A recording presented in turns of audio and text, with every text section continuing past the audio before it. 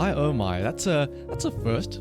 Kaji, what are you doing here? Isn't it a bit early for you, I assume? What, it's 5 p.m. for me, so it'd be what, like 8 hours earlier, like 9 a.m.? Who would have thought that you'd be up so early? I suppose maybe the fruit store, they need to get those early morning deals, right? But 10 a.m. I was close enough.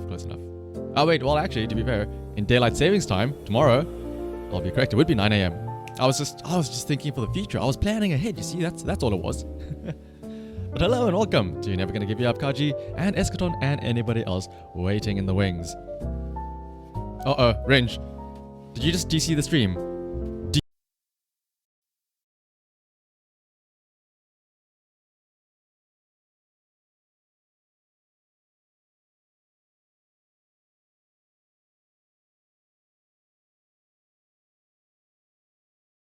At least it was actually... Okay, are we back now? Okay. I think we're back. Whew. Range, at least you redeemed that right at the start of the stream. That would have been tragic if that had happened later on. Hopefully that was worth the 3,500 points. You're crashing the stream with no survivors whatsoever. Taking everyone down with you. Oh my goodness. Thankfully it was at the start. And hopefully nobody was fooled too badly. After all that, I will say that I was contemplating when I added that in. Maybe I could legitimately just unplug my Ethernet cable when somebody does that and legitimately just disconnect the stream. But I thought that might not be the best idea, because what happens if I plug the cable back in and I don't end up reconnecting? I've had too much PTSD from previous months where my internet was shitting the bed. So instead I decided to do some OBS magicry with some pre-recorded videos and stuff like that. And some little filters here and there. But I'm glad that you're having fun though with that new redeem range. But welcome to you too. I will say, like I mentioned, this was supposed to happen yesterday. This stream was supposed to be yesterday. I know I scheduled it and everything. But due to some pretty interesting circumstances, I had to move it to today. I will say, it's quite a story about everything that happened yesterday. And you know what, I'll tell it in a bit. But let me first say that we are all here, of course, for one thing and one thing only. You can hear the jazz in the background, so I'm sure, Kaji, you know what's going on. Whenever you hear jazz in your stream, it's always going to be a nice little art stream. So, here we have a little canvas, and you can see over there at the bottom, I even said what we're going to be drawing. We have the agenda up. Oh wait, speaking of agenda, I just realized I probably forgot to change the agenda in the loading screen as well, didn't I? Did I remember to change it? Oh, I did forget to change it. Let me go and fix that right now, actually. Even though nobody's going to see it anymore, but for my sake. But today we're going to be drawing, yet again, another emote that I'll probably throw up on Better TTV. And that one is the popular demanded Shanna gun. Now, I know there's a lot of gun emotes floating around, which is interesting, because I happened to be looking at the terms of service for Twitch emotes.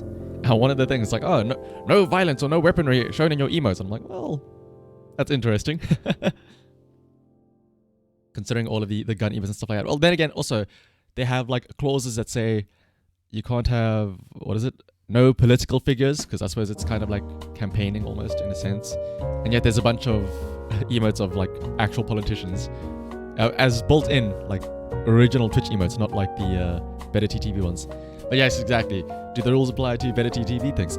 I was actually noticing one of the clauses in the emote guideline is that you can't have animations, or you can't have animated emotes, as they're reserved for Twitch partners. But the way I interpret that though is that you cannot have animated emotes in the Twitch, like the Twitch's official emote section. But even then, like you literally can't. You cannot upload a GIF. So I imagine that's just them having a failsafe, that if somebody manages to somehow upload a GIF, they say, oh no, you're not allowed to do that. Because technically, the way Better TTV works, it's not. How do I word this? Technically speaking, Better TTV is just an extension that takes words and converts those to images. So in theory, let's say you don't have Better TTV installed. When somebody types Shanna Wiggly, or Shanna Wig, sorry, or any other of the other Better TTV emotes that are animated, they just see the line of text. So they don't see any animation. It's just that the extension does it for them, and it converts it to an image. So technically speaking, it's you're not posting an emote. You're just posting a line of text that something else is interpreting differently. Speaking of people, like it's come to a weird stage as well, where that has happened so much that people can say like the name of the emote. So they could say, what is it, like Monka S or Pog or what are the other ones, Kick W, and in this day and age, people know exactly what you're talking about. Like you could say, oh, like we're at a point where people will now, they will say, instead of saying ha ha ha ha and actually laughing, they'll say Kick W, and people will know what that means. It's weird. Check the box in Better TTV for letting people use your emotes out of your channel. Oh, interesting. Oh, I think I also have that there. Speaking of, there's Kaji with the Kick W. But what I know, funnily enough, somehow one of the emotes that I like drew myself and uploaded to Better TTV. I checked back the other day when I was adding one or two more. Somebody actually added one of my silly ones to their channels and stuff like that. I was like, wow, that's interesting. Somebody out there has a Shanahan emote on their own streams. Let's see.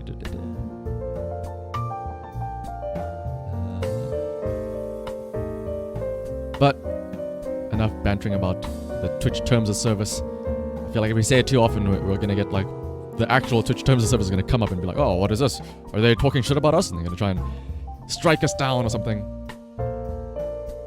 So it tells you who added them. Yeah, it does. It does. I think you can like see.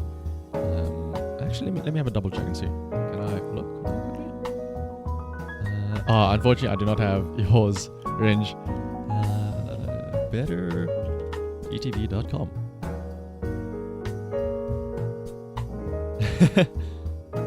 Just the one is good enough, I suppose. I mean, you can never have too many Wigglies, can you?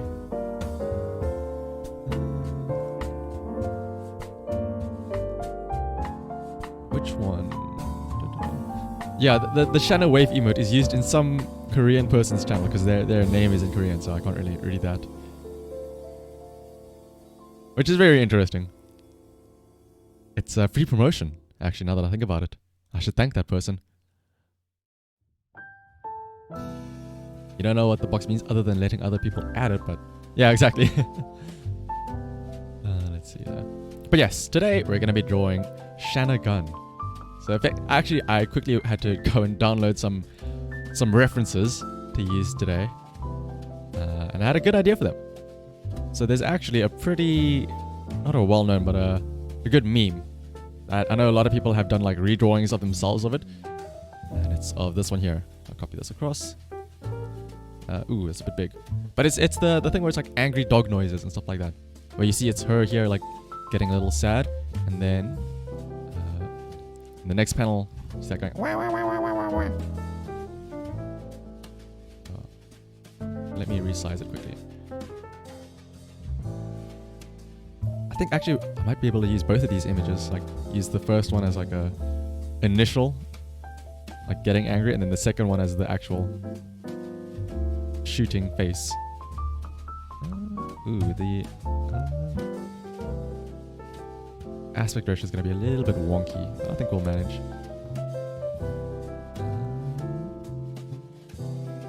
Should be fine. So obviously we won't have the hair, so it won't be as poofy, so there's a little bit of space that can be had there. Let's have that as one of them. And let me also place another copy of it. And have this one be the bottom image.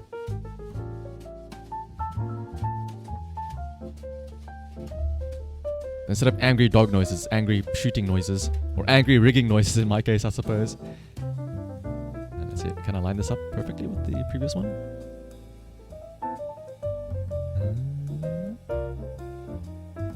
There we go, I think. That should be fine. I guess, does this count as animation? It's like a GIF of the two frames going, wow,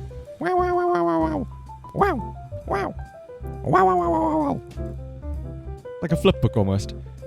And most importantly, though, the piece of resistance, the piece de resistance or whatever, you have to have, of course, a gun.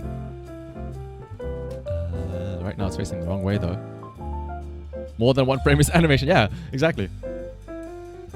It's what is it? 2 frames per second, or 2 frames per minute, or whatever. Let's see. Can we? We can flip it around.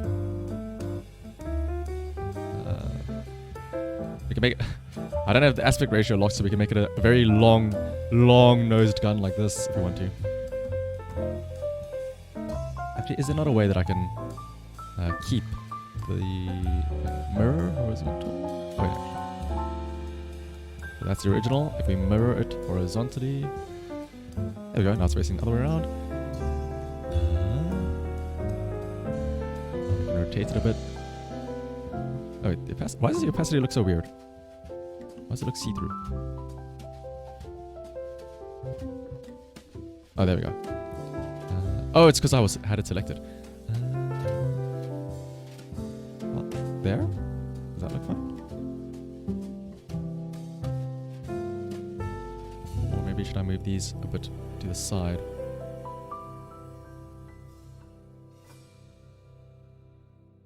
You can see like ahead of their face where they're shooting.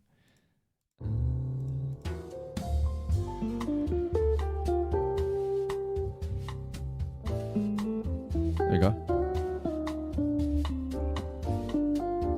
Ooh, maybe I should make this 2. I should have like a different emote for each of them. One is like getting the gun ready and one is for shooting. What if I have, for example, this one, or rather, this one here is like getting ready to shoot. Like, I'll do it. Don't make me shoot. I swear I'll do it. And then having this one be essentially the same, but then having also like a pow or a bang coming out of the end of the gun as well. That should work. Let's give some more space over here then. That way that that should be enough space for the pow, whatever. These lined up though, that's the question.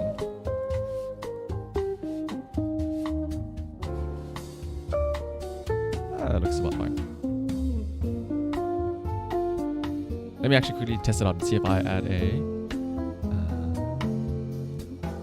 pow lines. If we just have a quick little, what color would a gunshot be? Yellow, right? Yellow, orange, like fire. So let's quickly do pew, pew, pew. Obviously, this would be the actual lines I'm using. This is just very rough for a concept, if you will.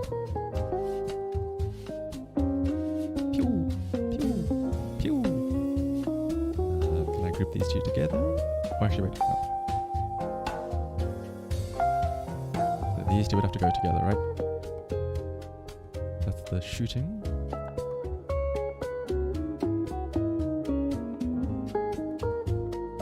Right. Oh, wait.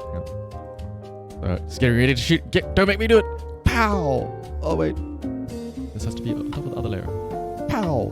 Pow! Pow! Pow! Should have had this emote ready for the little skit I had at the end of last week's racing streams. And yes, pew pew pew is indeed Deep Blue Nothing. This is art. Boo, boo, boo, boo, boo. What if or when I ever become partner and I have to have get to have an animated emote, I'll just use these 2 exact frames.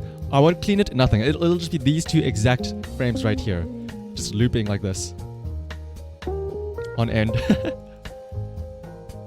But welcome, Deep Blue. You've come to see the future of animations right here in front of your eyes. I don't know why this is making me laugh so much. Let me go ahead and save this first though.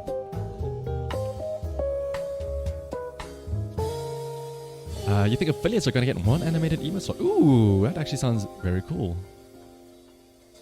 Ooh, then that's going to be a lot of contention of what gets put in the emotes, an animated slot. I feel like everybody would have their wigglies as their emote of choice for the animation slot.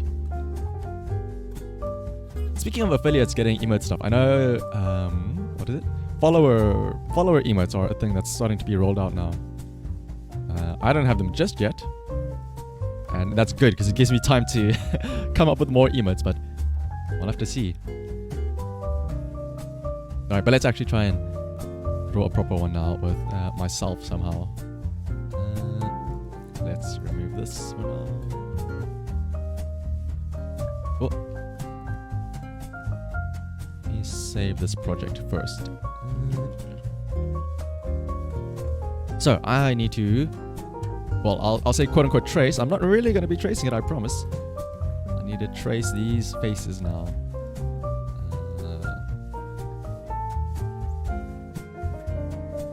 So let me first group this.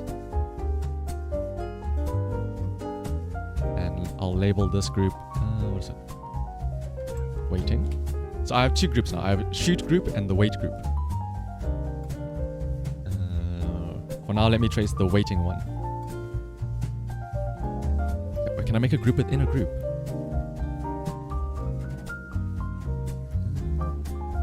Ooh, I can! Nested grouping. Lovely. You love to see it.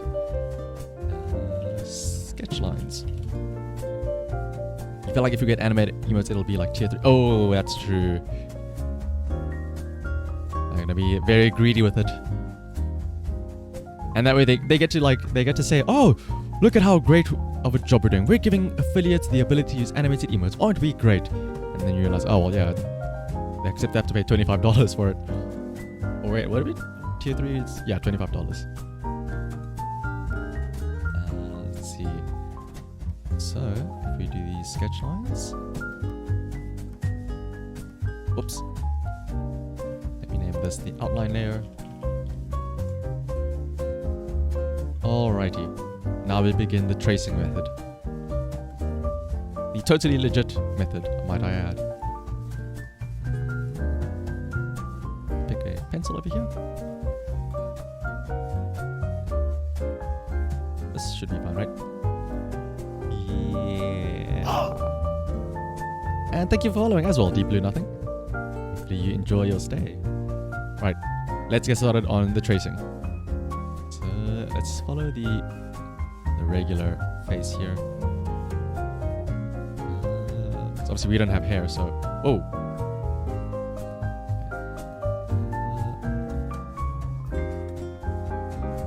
Is that a graphical error? Oh, okay.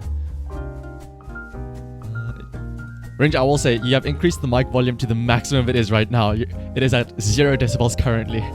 So hopefully it's not blowing anybody's ears out. I do have a limiter set, so... should be fine, I hope. Let's make this a little bit smoother. I mean, in theory, if you could, or if you wanted to, you could effectively mute the stream by turning down the volume all the way down to 0. But I do have a panic button, if you will, where I can reset the mic volume back to what it normally is, if that does happen. I know, Ranger, are you actually doing it? I mean, I'm at negative 12 decibels right now, so I'm gonna have to start shouting, hopefully, over the background music soon. You fine-tune the stream? I mean, that's the point of it. That's why I have it. How often do you have people in a stream that say, oh, please let me know if my audio is okay? And then everybody says, yeah, it's okay, don't worry about it, it's all good. And you look back and you're like, oh, it was not okay. This was too loud, this was too soft, and so on and so forth. Now here's the thing. This is following the shape of an anime girl skull. And we are not an anime girl skull. We have a round head, a very round ball head. But what if we just say screw it and we just make a big circle for our head? Oh.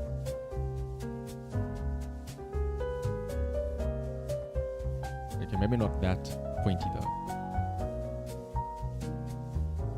You can follow the cheek a little bit like this.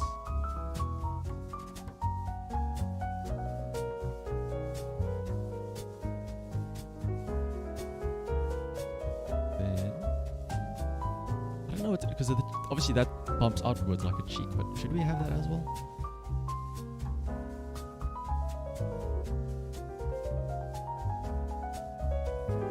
if this is just our head. And then we have like the ears. The ears are floopy and off to the side, so like,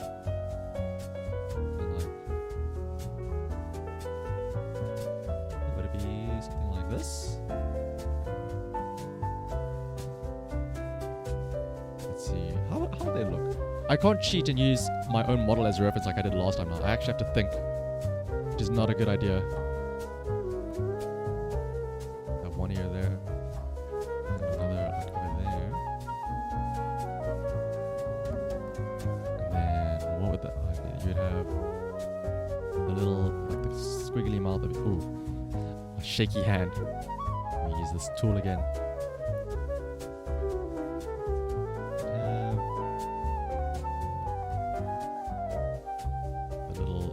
That. Then you'd have just the. That looks so weird. Oh my goodness, hang on. Let me go back to using the tools that I've been granted.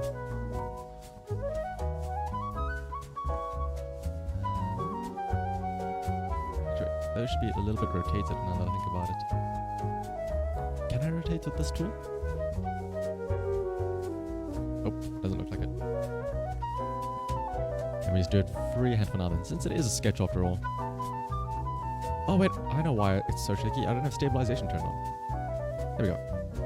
Not that this will help by much, but it'll do something at least. So effectively just where her iris is. That is going to be a big ass eye.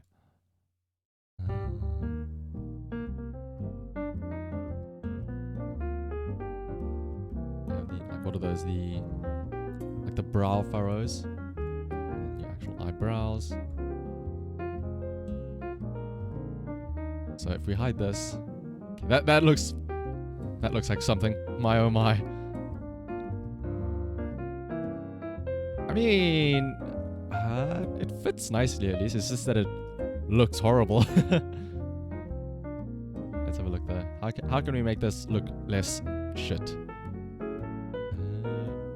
Obviously the ears need some work, and definitely the eyeballs need some adjustment. What? Ooh, I know what I can add. I can add the hat on top here. Actually, I have. Where is it? I have an image of the hat, don't I? And throw that on top.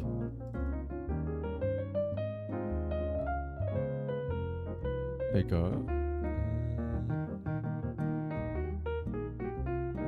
It's right at the top here. But now, how do I can transform this, can't I? So that it looks like it's actually fitting there. Is there like a warping tool, maybe?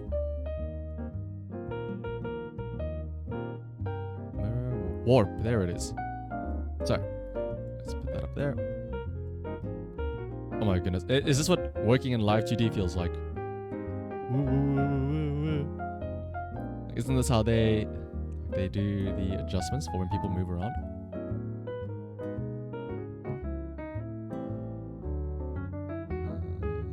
Just angle it like that.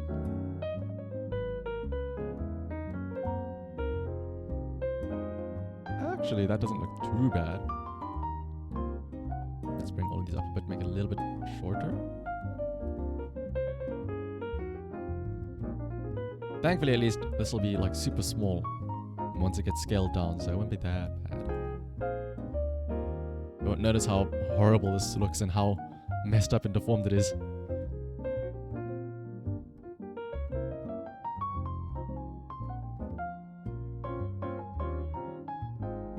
A bit like that.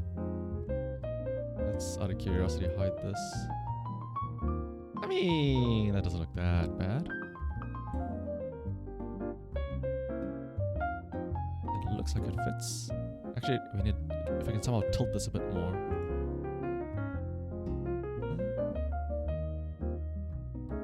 Maybe like this. It looks like it's facing that side. I think this is how you turn things or warp them to make it look like you're looking to the side. Have the center line shifted a bit towards that side.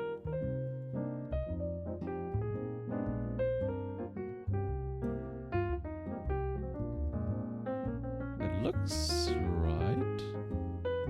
Yeah, because if you turn to the side, you would see less of this part here because because this would be more directly facing you, so it would be longer.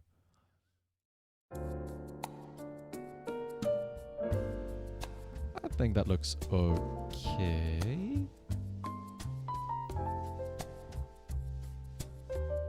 Yeah, good enough. The only issue now is the fact that my drawing itself looks bad.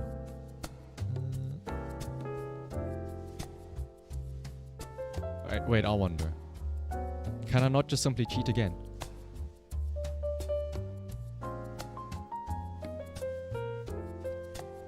If I just look to the side, can I use myself as a reference? What if I just turn over here and take a screenshot? If I can just get those eyebrows to appear. Come on.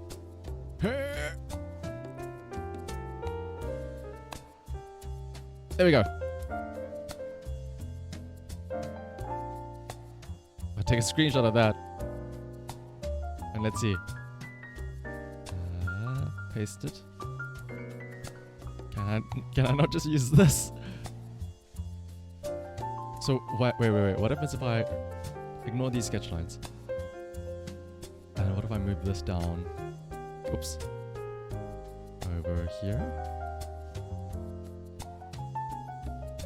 I don't even need to use the hat then. I can just if I move this now.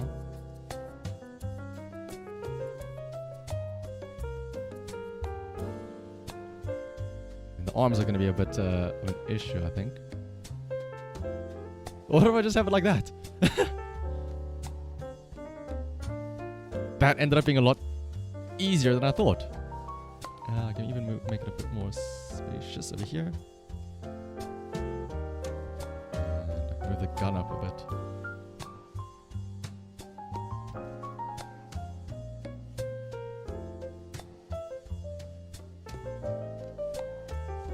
That looks surprisingly okay. But I feel like just using a screenshot is cheating. I have to at least try and redraw it a bit. And hello and welcome, Chapo. We're just trying to draw another silly emote.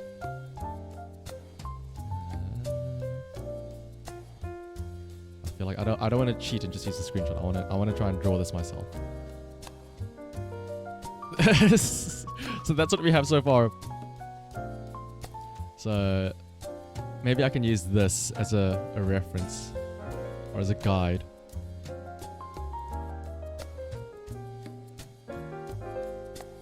Let's have a look and see. If I take this, turn the opacity down a lot.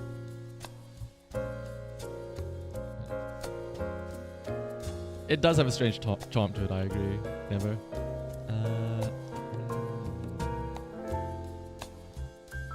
Let me make this a little bit bigger, I think. Ooh, not the warp.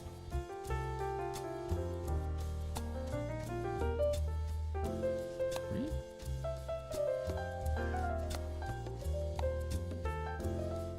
I think that should be fine.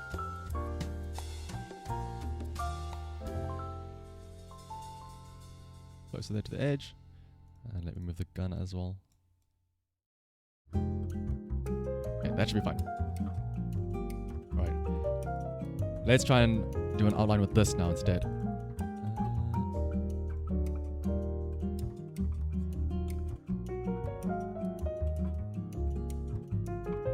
So here's the bottom part of ourselves. And hide the gun actually.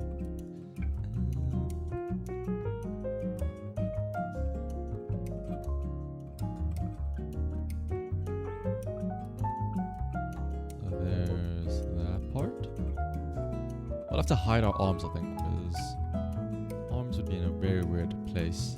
It'd be weird to see the gun and the arms like so high up.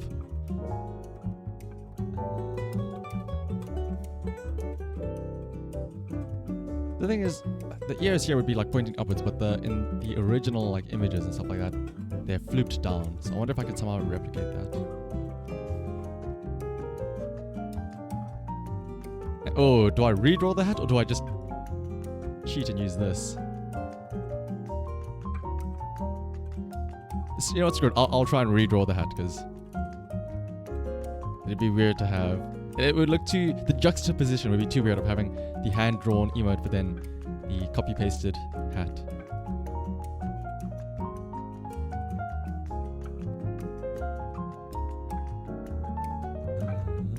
So let's go ahead and start tracing. Oh, also, I've completely forgotten. I remember I mentioned this at the start of the stream, but the reason why I had to delay the stream to today. Very interesting story. So on Thursday afternoon, oh actually no, I should start this right from the beginning. Earlier on this year, at about like middle of the year, early to the middle of the year, say June, April-ish, I decided to try something out. I decided to join a casting agency for like commercials and stuff like that, because my mom was doing it.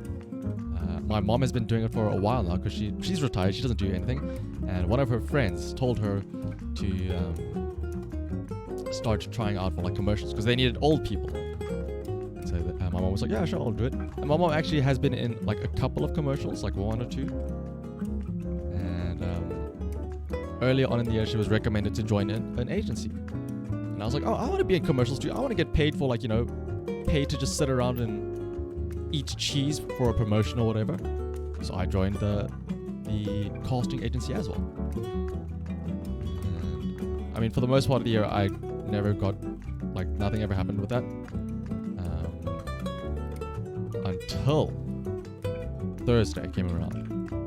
What happened on Thursday was that I got an email saying, hey, listen, Shanaha, do you think you can make it to this place here and, like tomorrow? So yesterday at 3 p.m. on very, very short notice, like less than 24 hours. Hello, Mechanicat. I'm doing good. Hopefully you're doing good as well. As you can see, we're trying to make a gun emote for ourselves, using some of these as references. But yeah, so I got a very short notice, like less than 24 hours, that I had to be in this place the next day, right? And the thing is, it wasn't even guaranteed. Like it was just for an application, effectively speaking, a casting. It wasn't guaranteed I would be in the commercial or I get chosen. It was to try out for this commercial. And I was like, you know what?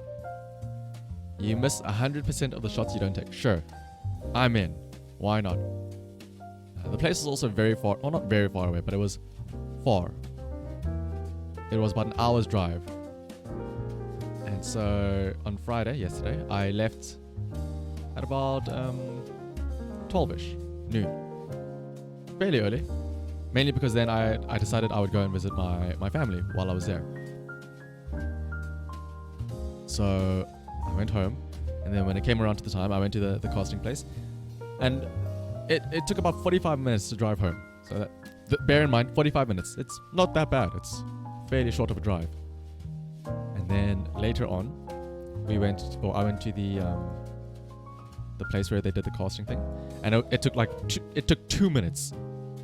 I drove all that way for a 2-minute little thing. I had to just, am I allowed to say it?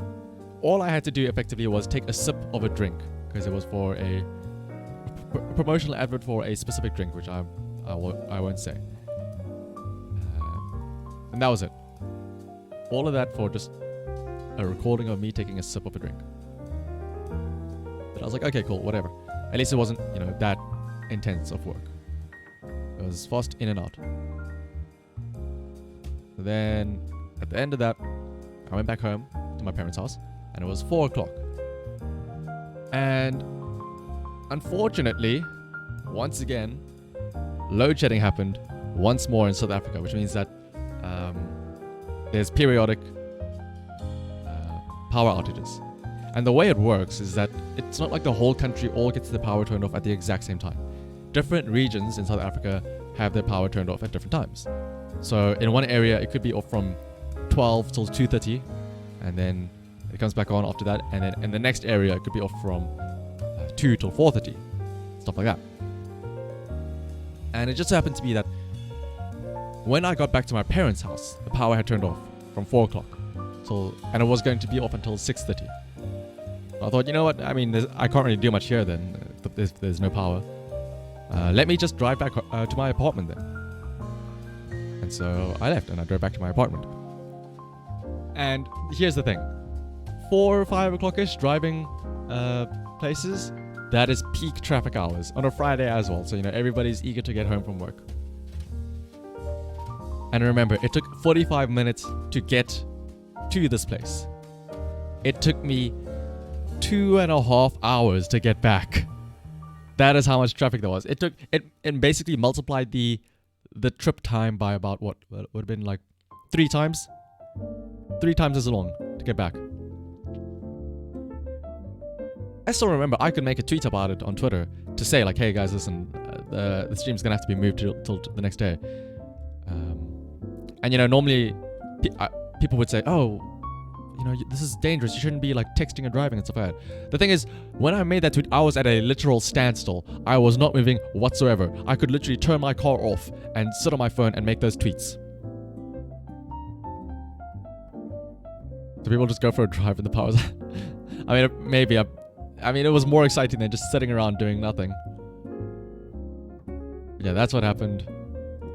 And I still remember when I made that tweet, I was on the on-ramp to get onto one of the highways. And I was thinking, oh, soon I'll get on the highway and then it'll be fine, right? No. You see, the on-ramp was a bit of a turn. Like, it was slanted. You had to like curve around. And I still remember when I finally, like the entire on-ramp was backed up. And when I finally got onto the highway, that's when I saw, as far as I could see, cars piled up. I could literally see kilometers ahead of me and see cars all the way. I thought to myself, oh, this is gonna be something, isn't it? And I still don't even know what caused the traffic, because you know, it's that weird thing where you'll be stuck in bumper to bumper traffic, and then all of a sudden you just reach a point where suddenly there's space and there's no more traffic, and you don't even know what happened. Like, there was no car crash, there was no blockade, there was nothing. It's just suddenly there's space and suddenly you can drive normally. It honestly, it felt like I was a speed racer, because when the traffic cleared up, obviously I wasn't speeding, I was driving the speed limit, but just because it felt so much faster than when it was in bumper to bumper traffic, it felt like I was going at 1 million like kilometers an hour. I mean, if you think about it, going to like 100 kilometers an hour feels like a lot when you were considering that you were driving at like what, 10 meters a minute earlier on. So that was very interesting. So I only ended up coming back to my apartment at like 7 o'clock-ish, which is way later than when I had planned to stream anyway. So I was like, I'll just do it tomorrow instead. And actually, it's a very good thing I did, because that's not the end of the story. Actually, what happened was I got back at about 7 o'clock to my apartment. And I realized I was locked out of my apartment. I had forgotten my keys in my room.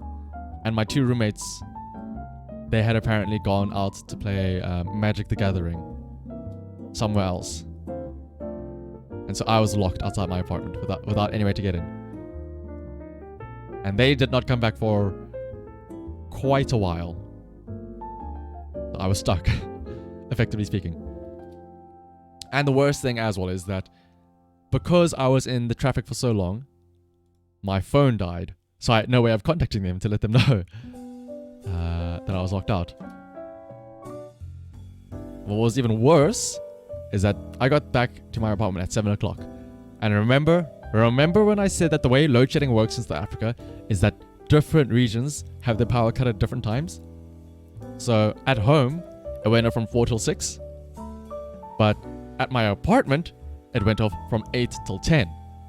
So I got there for about an hour, and then immediately afterwards, the power went out. So I literally had to sit in my car, you know, with the light the little light on in darkness because it's like an underground parking. And obviously there's no generators, so there was no lights in the parking garage.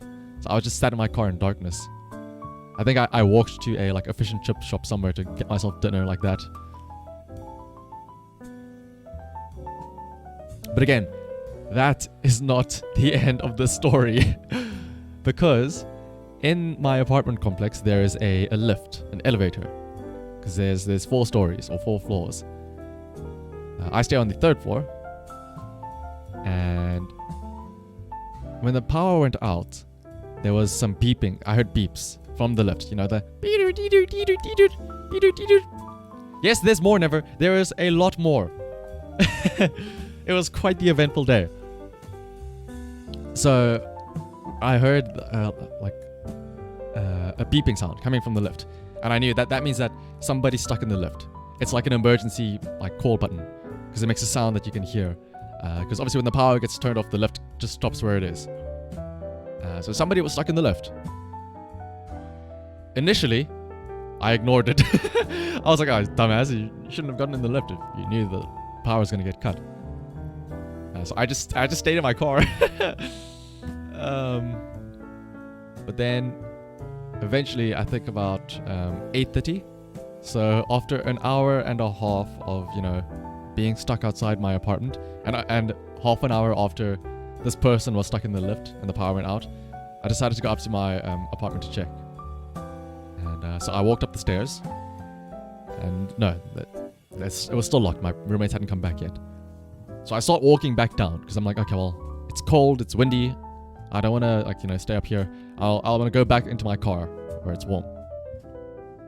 As I'm walking down the stairs to go back to my car, some old lady, she's sort of like one of the chairpersons, the chair people of the apartment complex. She is on the way up with a lamp, a flashlight, and she immediately asks me, "Did you find it?" And I think to myself, "What? Did I find what? Did I find my keys or something?" And then she goes, "Oh, sorry. I thought you were somebody else." So I go, "Okay, well, cool, whatever." And then behind me, there's a girl that comes down, and hello, Ashley, and welcome. We're doing some drawing, but at the same time, I'm retelling the tale of what happened to me yesterday. It was very eventful. Right now, I'm talking about how there was a girl. Okay, I gave it away. There was somebody stuck in an elevator. I found this out because as I was walking down, the old lady and the girl behind me, apparently they were trying to get her roommate out, the girl's roommate out. And so the girl that went upstairs, she went to try and find like a screwdriver or something. And at the time I was like, well, I don't have anything better to do, right? I'm locked out of my apartment. I may as well come down and help you guys get your roommate out of the elevator. So we go down to the elevator, and there's now 4 of us. There's this old lady, there's myself, and then there's these 2 girls. They're the roommates of the one that's stuck in the lift. And we're all stuck there trying to figure out how do we get this girl outside of the lift? Or how do we open the lift to try and free her? So the way it has... Oh, actually... Wait a minute. I have the power of art. I can draw what happened. So... on the 1st floor, where the lift was, there was... So these are the walls here. Oops. And here's the lift in the middle. And the way that this door here works is that it's not like some lifts where, it splits open. This door goes left, this door goes right. No. It's like a sliding door that has 2 sections on it. They both go this way. But noticeably, up here, there is a tiny little hole.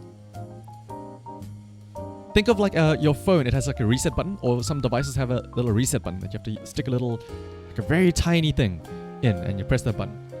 There was a hole here on the door. So there were 4 of us. There was the one roommate, other roommate. So these were the 2 girls. And there was their third roommate she was the one stuck in here. She's trapped. She's sad because she's trapped. Then there was me.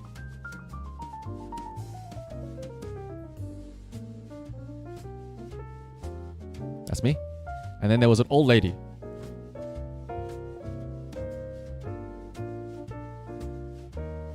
That's the old lady over there. So now we were all trying to figure out how are we going to open up this elevator. Now this old lady, she was actually kind of annoying. She kept on telling us the same thing over and over. She kept on, the amount of time she repeated herself over and over, and we, the three of us outside, we were just like, yeah, cool, yeah. We were trying to play along, humoring her.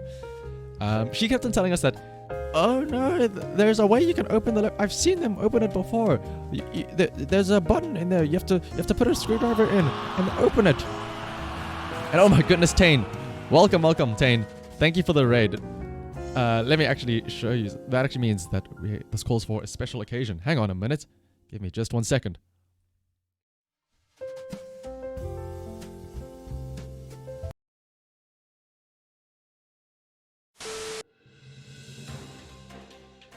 We interrupt this broadcast to bring you an urgent announcement.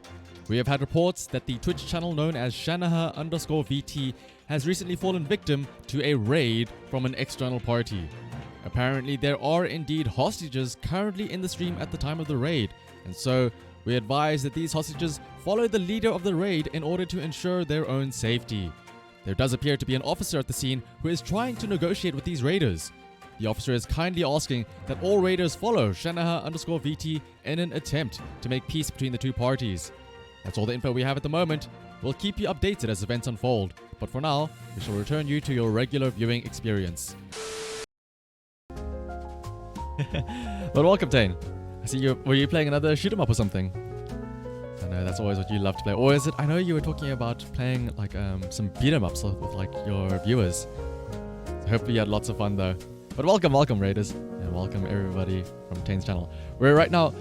I know it says we're drawing an emote, but thank you for following as well, Juno channel. But right now I'm busy retelling this tale of what happened yesterday to me, where my power was out and somebody got stuck in the lift, and it was like a rescue mission to try and save this person.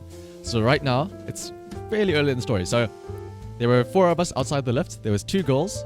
Let's give them hair here actually. 2 girls, and they had a roommate stuck in the lift here. This third girl here. You can see she's sad. She's frowning. Then there was me out here. You can see because of my face there. And then this old lady. And this was on the first floor here. So first floor, ground floor, whatever you will. And there was this hole here in the lift door. And apparently the old lady was telling us that you can open the lift if you put a screwdriver in there and you push a button, apparently. And so we're like, okay, cool, yeah, we'll try that out. Here's the thing. The old lady was very adamant that the way you push the button is that you put a screwdriver in and you push to the left. Because according to her, there's a button like hidden somewhere in the lift here on the left-hand side. So she wanted us to put a screwdriver in and then push to the left. But here's the thing. Myself and like both of the other girls, we tried this because we got a little step ladder to try and like reach up there because we're all short and it was fairly high up the button. So we all tried it. We put a screwdriver in. As far as it went far in. The screwdriver went very deep in.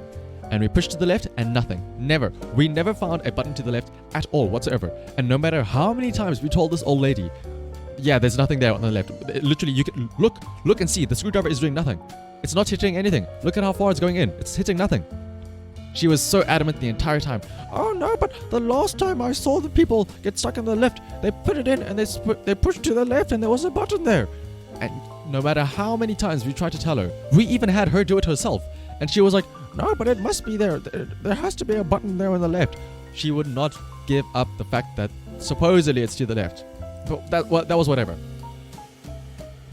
In fact, like some of the times that I and the other girl tried it, we noticed that on the right-hand side, actually on the top right-hand side, like somewhere over here, we could feel something there. because you know, if you try and push the screwdriver up to the right, it would actually get stuck on something, you know, like there was something blocking it. And we thought to ourselves, surely, oh wait, hang on, there's something up here to the top right. Surely that must be where it is. But no. The old lady kept on saying, no, it's to the left. There's a button to the left you have to press. So we thought, okay, you know what, fine. We'll go with what you say.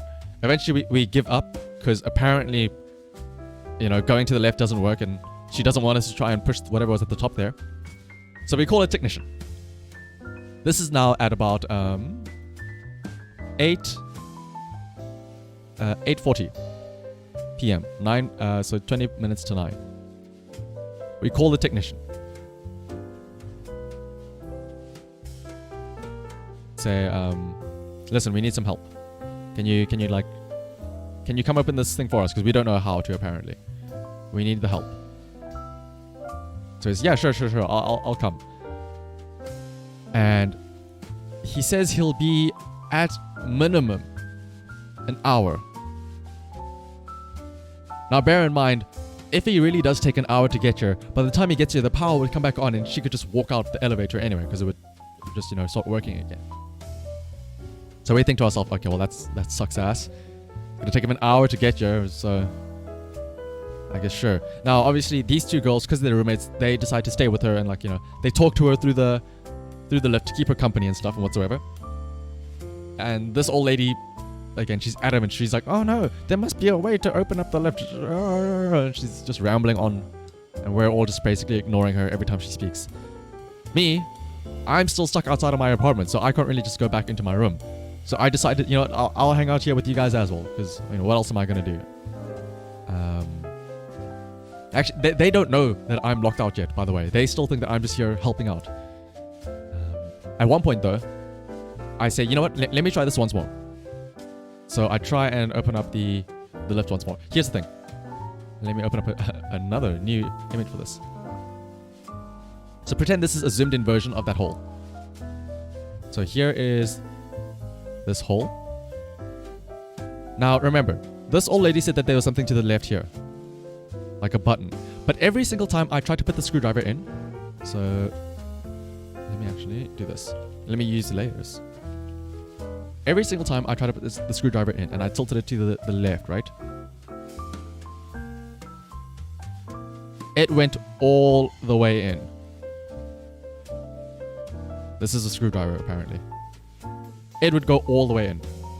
Meaning that there's nothing blocking it, right? So there could not have been anything to the left. And so that's what I told her the entire time. However, when I try to put it here into the top, sometimes it would get stuck. Like it would go gonk, gonk, gonk, gonk. It wouldn't go all the way in. So I'm like, hang on. There's something up here. Some mysterious entity is over here that's blocking me from pushing the screwdriver all the way in. Oh, that's on the wrong layer. Whoops. And so I start fiddling around, right? I start going crazy with it. So I start moving the screwdriver all around, like thinking, like I'm scratching against this thing, like pushing it in the whole time.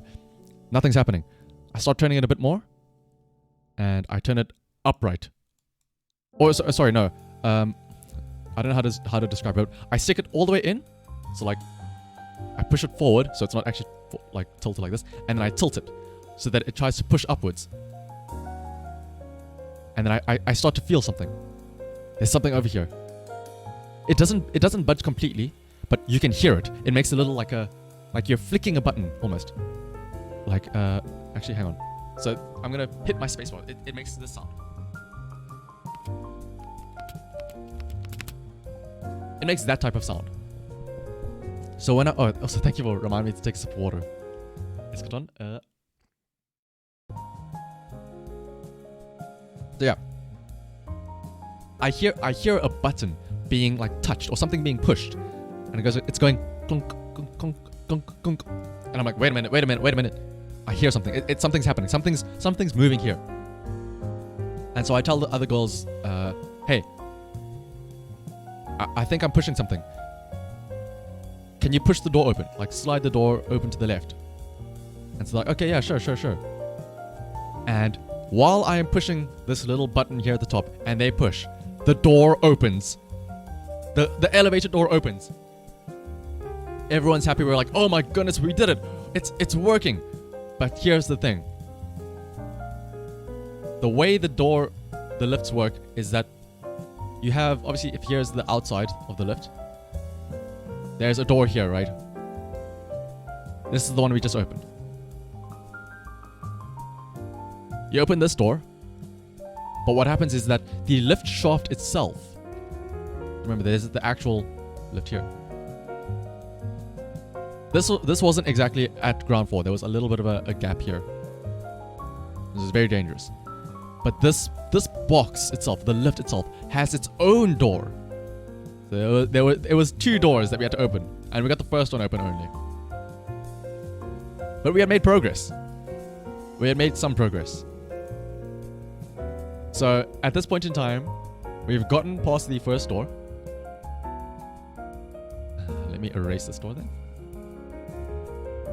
And all that was left is this other door here. And it was so close because we could hear her. We could see her finger if she tried to stick it at the bottom of the door. We could see the light shining from her torch when she shone it through.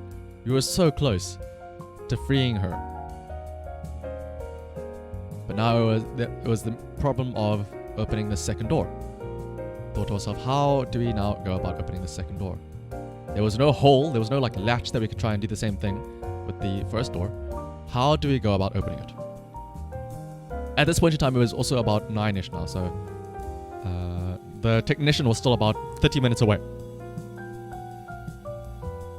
Now, let me just quickly draw. There is a new... there's now a new door over here.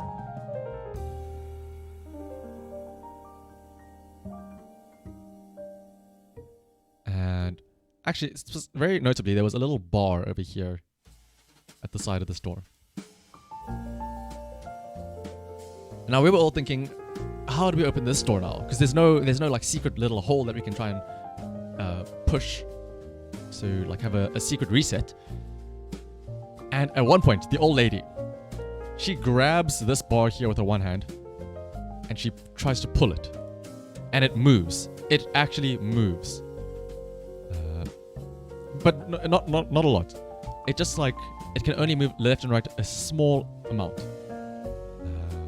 But she does that, and I see it, and I'm like, oh, hang on. That may have been something. Because you can hear a click as she moves it to the left. And then when you let go, it automatically moves back down to the right. So I thought, wait, maybe this is something.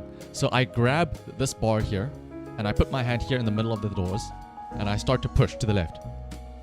And so obviously this bar here, it clicks as it moves a bit, and the door shifts a tiny bit. It just moves a little bit. You can hear it go gong.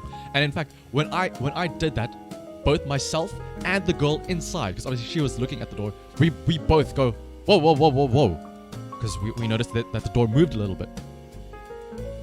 But then the old lady, she says, oh, careful now, careful now, careful now. Maybe, don't try and force it. Don't try and force it. Because, you don't want to break it. So I thought, okay, that's a very valid thing. If this thing breaks, we would be liable, right? Because we would have to then pay for any damages done. So I thought, okay, maybe it is better than that I don't try and, break this thing. Because I don't know what's going to happen. It felt movement and there was some resistance.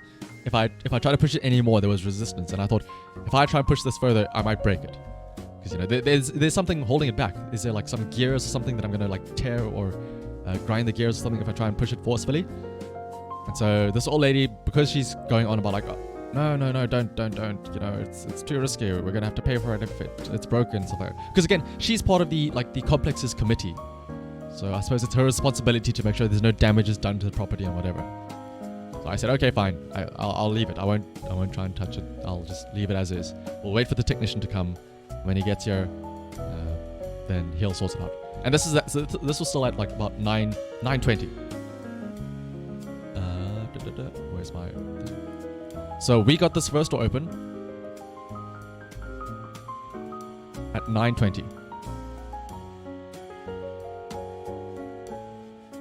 There was still another 20 minutes until the technician came. And so all we did was we waited. what else are we gonna do, right? We don't want to break the thing apparently, so we can't try and force it open. So that's when we just started to have like small chit chat and chatter and stuff like that.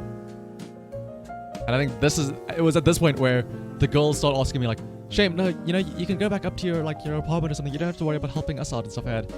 And that's when I reveal, funny story, I am actually locked out of my apartment because I'm an idiot that forgot my keys in my room. And they're like, oh, I see. Wow, like, what a funny story, right? You're locked out, she's locked in. Ha ha ha ha. Very funny.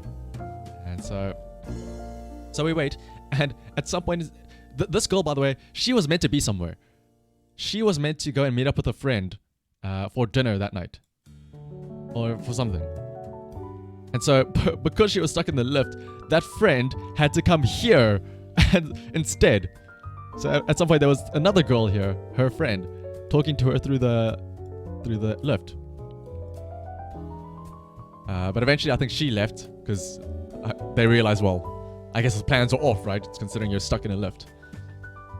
But eventually, 9:40 rolls around. The technician comes. Sounds like an opportunity to watch yourself to go phone. Never. Like I said, this is a very complex story. There are many branches to this story. So, technician comes.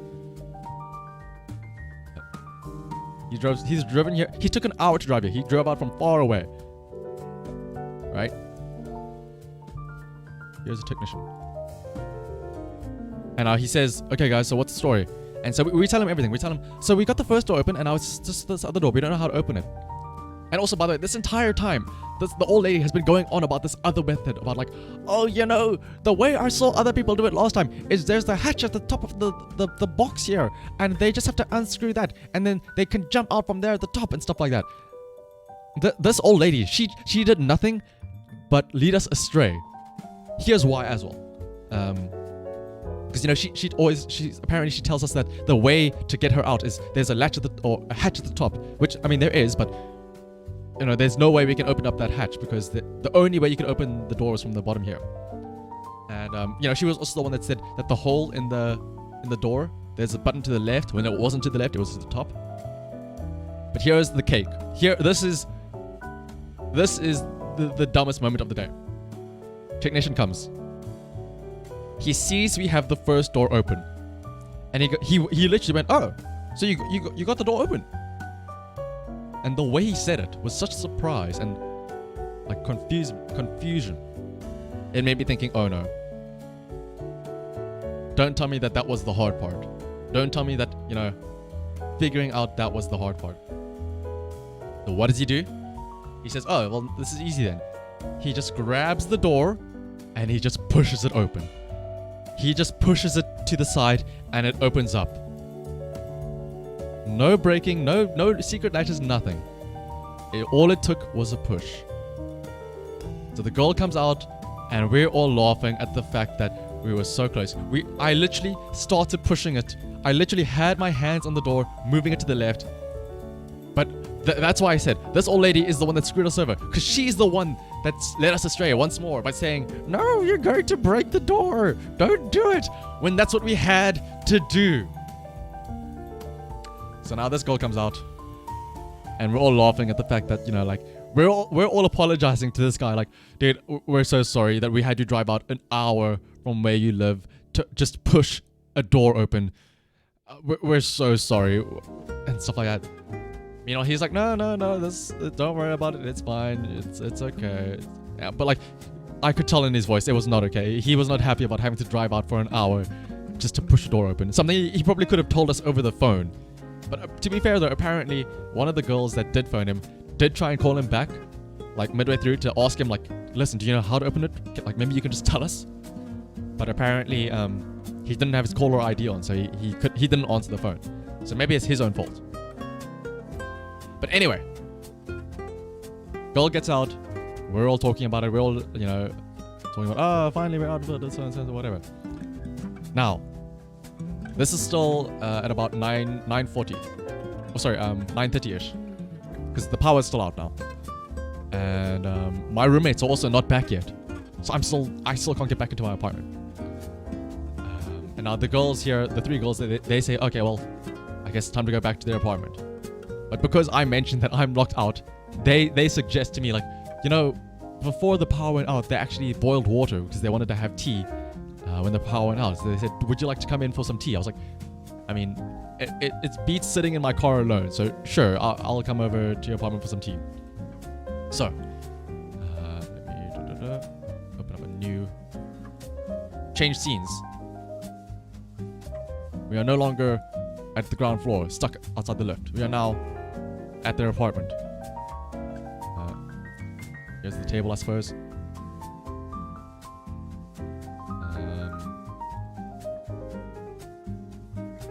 And the two girls that were outside, the ones that weren't stuck in the lift,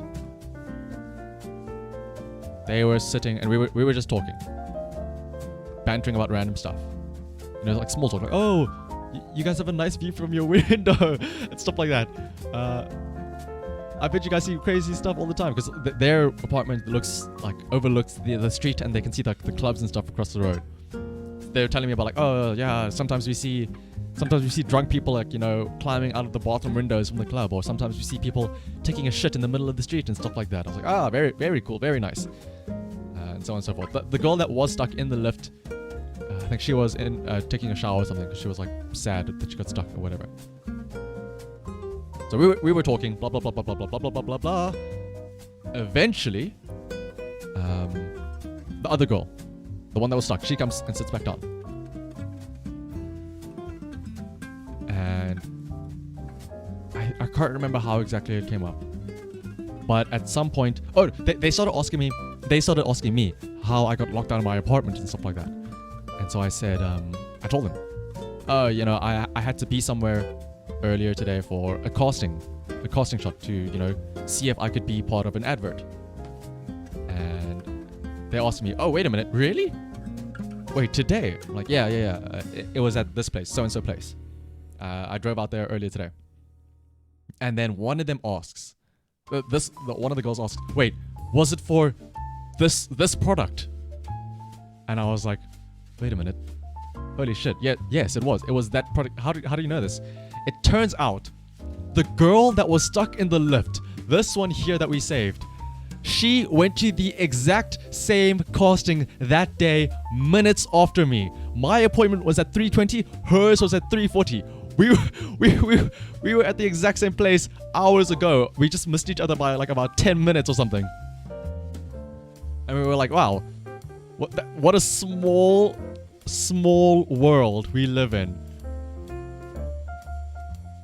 That the person that I ended up saving, well, I say saved, I opened up half the door and almost saved her until the old lady told me to stop pushing the door, was a person that I could have met hours ago earlier on at that casting thing, or that product. It was like the weirdest coincidence ever. And so then we started talking about, like, oh, yo, what did you do there? And we're like, oh, so. And we talked about, you know, what happened at the casting and stuff like that. But apparently, though, this girl, she didn't have, the way she got there was that she had to hitch a ride with some friends.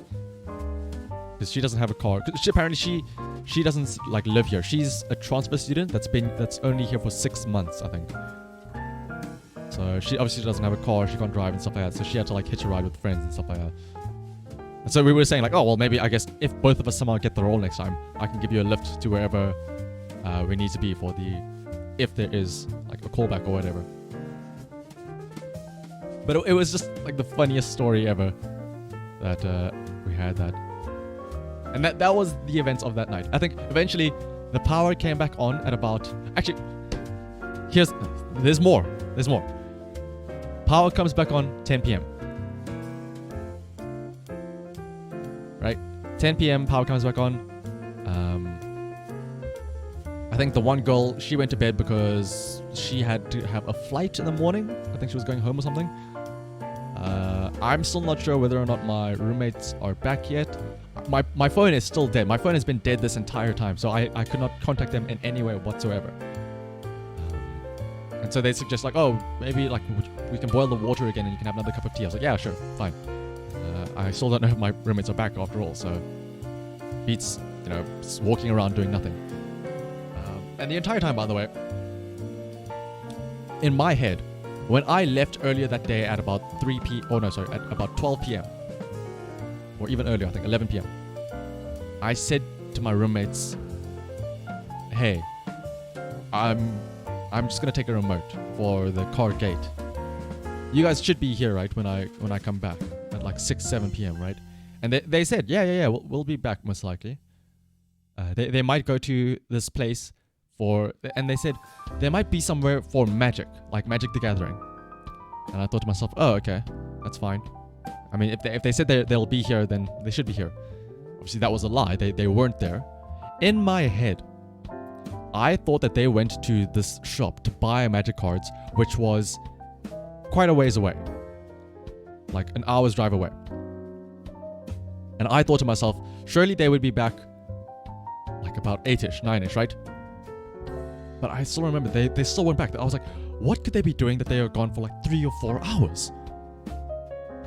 And that like they must be like so far away, or they must be taking them so long to drive there and back or something. But eventually, you know, I have some more tea and I leave their apartment at about 10:30. So half an hour after the power comes back on. Whoops. 10:30, I walk back to my apartment. And I see the lights are on in the apartment. I'm like, oh, cool. My roommates must be back.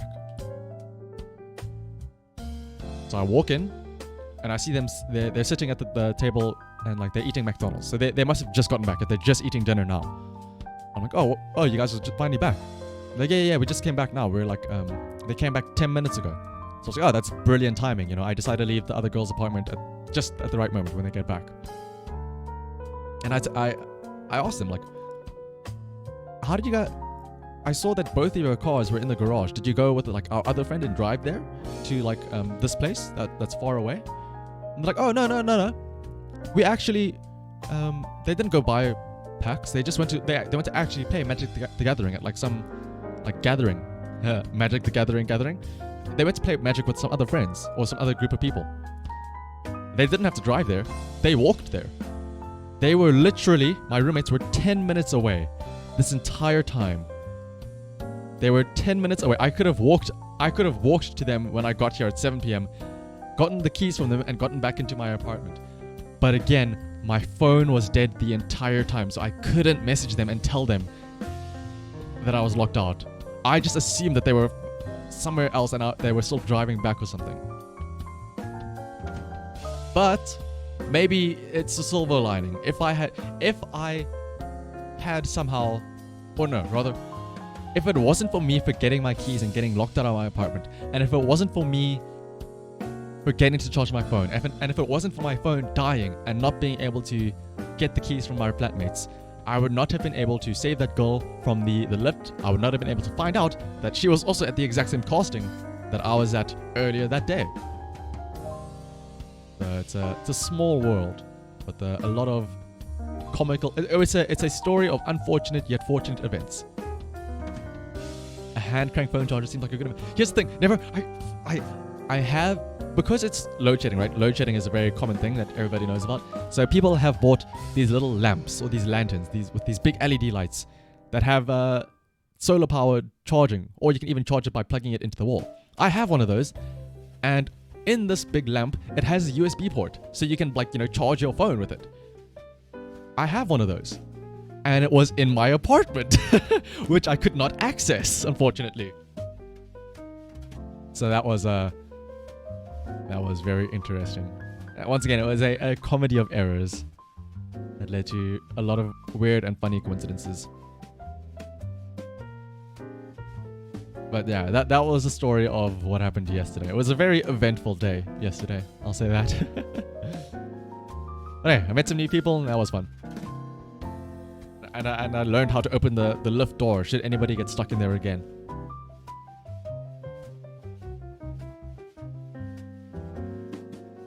But anyway, let's get back to the emote drawing. But yeah, it was indeed quite the day.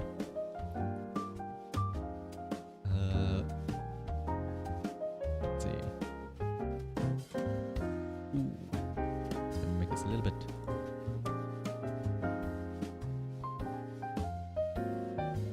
I will say it's I was actually thinking about it the other day when was it the puzzle stream where I was talking about like my high school experiences, thinking and you know, talking about all those camps and the outings and all that stuff and the crazy things that happened then. The other day I was thinking to myself, man, high school days, my high school stories are so much cooler. Like I can't think of many cool things that happened during my university days, but I guess here we are now. With that happening, arguably one of the more interesting things that have happened.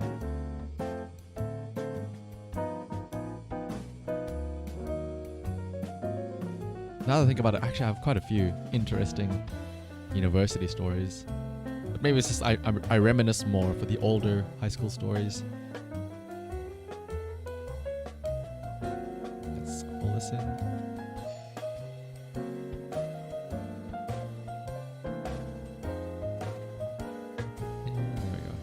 Especially because in my first 4 years of university, I stayed in what's called a men's residence, or like I suppose it's called like a dormitory. Basically, a big building with like a bunch of rooms that you know students can stay in, and then you know there's like shared bathrooms and like a big cafeteria and stuff like that. Not necessarily like a frat house, but it's like a place where a bunch of male students can stay. And the stories that I have that like happen there is always interesting, especially when people get drunk. As the one sober person that doesn't drink in like a residence full of guys that get very drunk and party a lot, you see some very interesting things and you can have a lot of interesting stories. Oh wait, let me just use the light tool actually.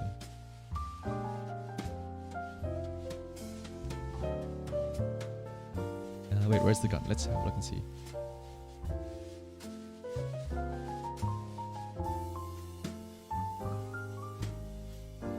How does that look? Oh, a bit more space here. There we go. And let's also give it a little bit of a furrowed brow. And the little creaks that happen there when you make this V shape.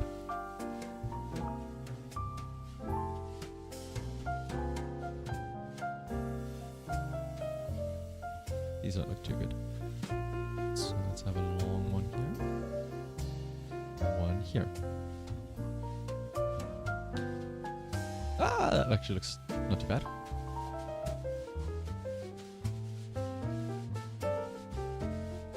Wait, you do get a crease in the middle of your forehead, right? Because that's where your nose raises up a bit. Even though I don't have a nose. Ah, that should be fine.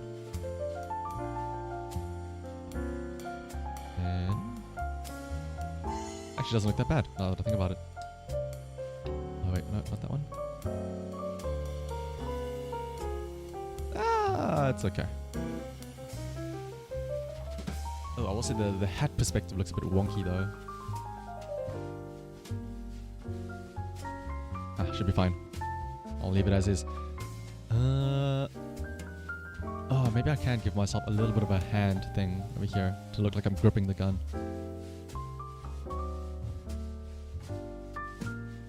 Wait, do I have stabilize one?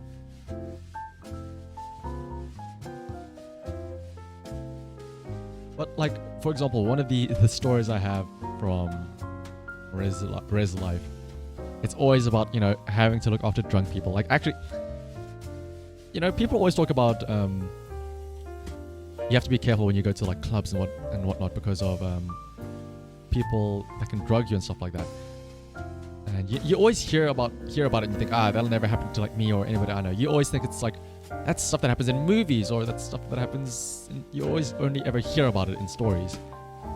No. One of my friends that like stayed on my floor,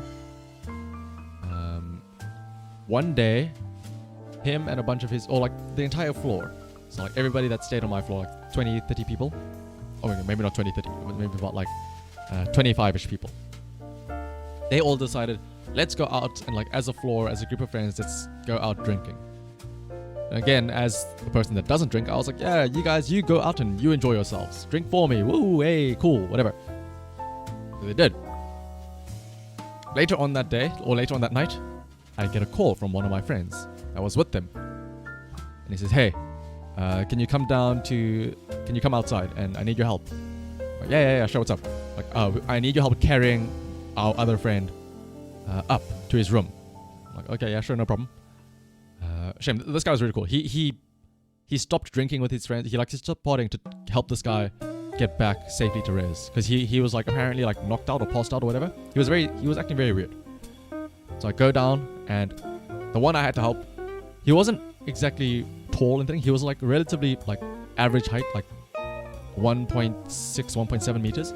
So that's like what, I don't know, 5'8", 5'7" feet. I don't know. But the thing is, he was built like a truck. He was very muscular, very beefy. So he was very heavy. And myself and this other friend, we were not the strongest people. And I don't know if you've ever heard this, but like, what is it? It's dead weight, right?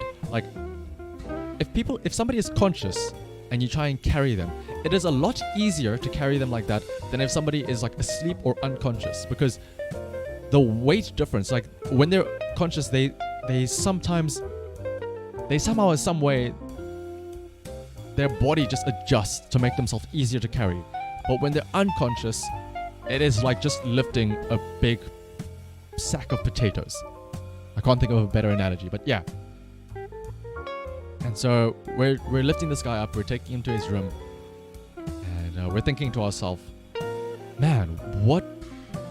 Like the friend that was with them was like, he only had one drink, and yet he's like knocked out. Like, he's not a lightweight by any means. How could he be so like out of it from just one drink? And then we come to the conclusion. Oh, actually, once we get onto the floor, we have our third friend. He comes on, and like he's very good friends with this guy who's like out. And he's like, oh, hang on, I've seen this happen before.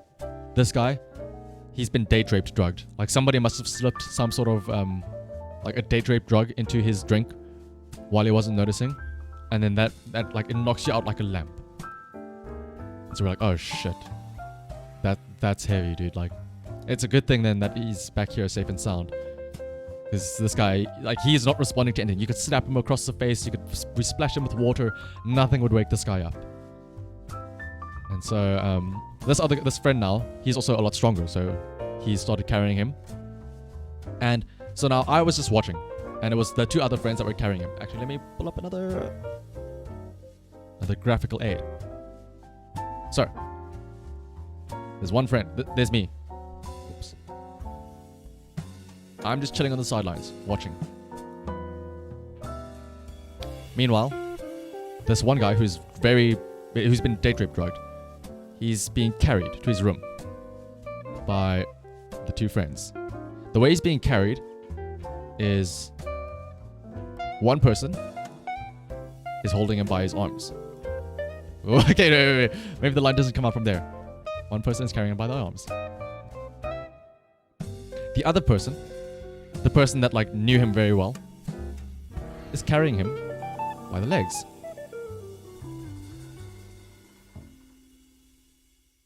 Now, they are steps away from this guy's room when his body is sort of like comes to, and his body realizes, hang on, I have ingested something that doesn't belong in my body.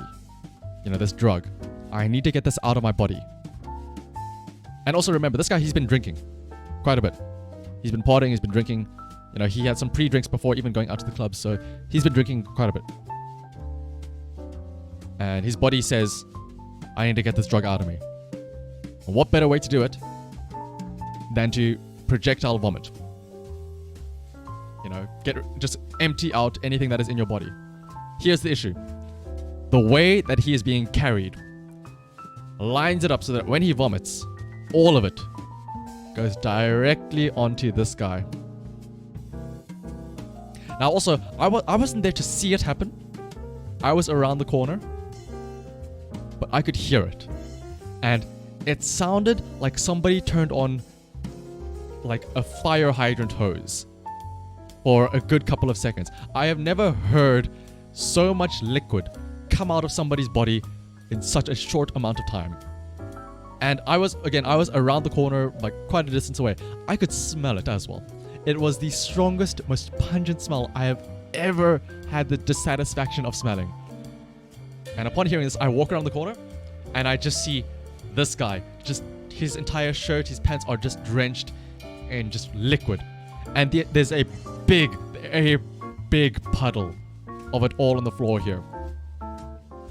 And I just think to myself, ooh, am I lucky that that wasn't me? Oh my goodness. I've never seen somebody throw up that much in my life ever. And that's just one of the vomit stories.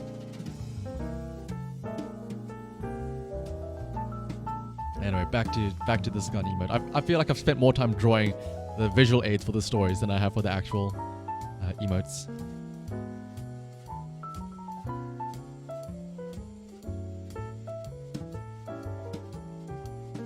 Actually, I think these lines actually are fine. So maybe we can get to coloring it right away now. I mean, we don't really need that much color, do we? Seeing as my body is white. It's just the hat that would have to color, right? So let's have a quick look and see how that is supposed to look. But even then, the hat is white as well. It's more just the shading I have to do for it.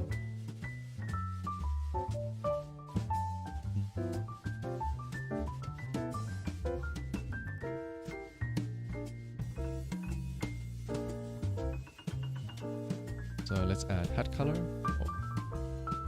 as a layer.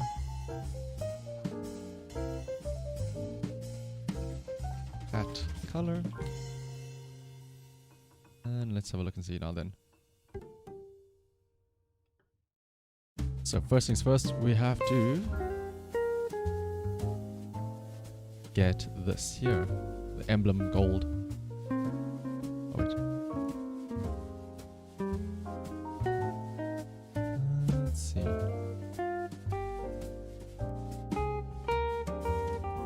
Could be a little bit brighter, I think. This? That looks fine. And let's see then.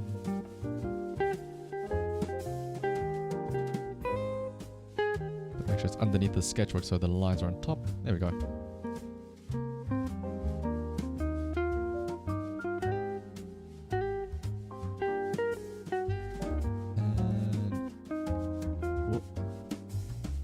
I'll do another layer where it's like the shading for it as well afterwards. First things first, let's get the color. Ah, that looks gold enough, I suppose, right? Yeah.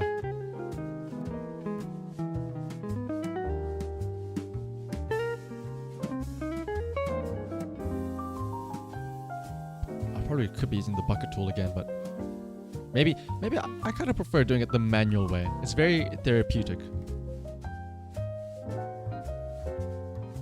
Plus, it feels more rewarding. It makes me feel like I'm an actual painter. An artiste, if you will. Picasso didn't have a bucket tool when he was painting things. Then again, he probably didn't have layers or the Bezier curve tool like I have, but you get the idea.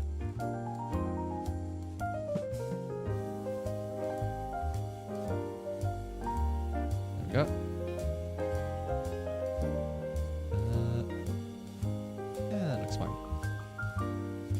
Now then, what else is there? There is the hat, which is like a blackish grayish. Make it a bit darker so it contrasts a bit more. Or maybe not that dark actually. Is the brim? Okay, the brim is gold. Color this here.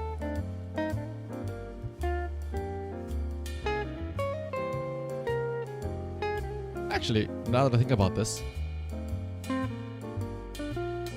what I'm doing is art, right? But again, coming back to those girls from that apartment, two of them do fine art as their university degree. I wonder if this qualifies as fine art. I had to like silently mention like, oh, fine art, cool. I don't know what that is, but sure. I had to hold my tongue a bit because. I don't know, it's been trained in my mind from res life that people always shit on the people that do Bachelor of Art degrees. Even though it's just a joke from our residents, because comparatively speaking, they are very much the minority, because a lot of the people in my residence were all like engineers or doing finance or something like that. So people always used to make fun of the Bachelor of Arts students because they wouldn't have as much work, or people would always complain that they don't have as much work as the rest of us.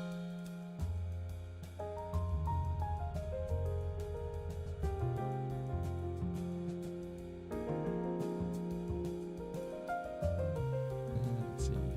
This gray should be fine, yeah. And add the shading, it should make things pop out really nicely.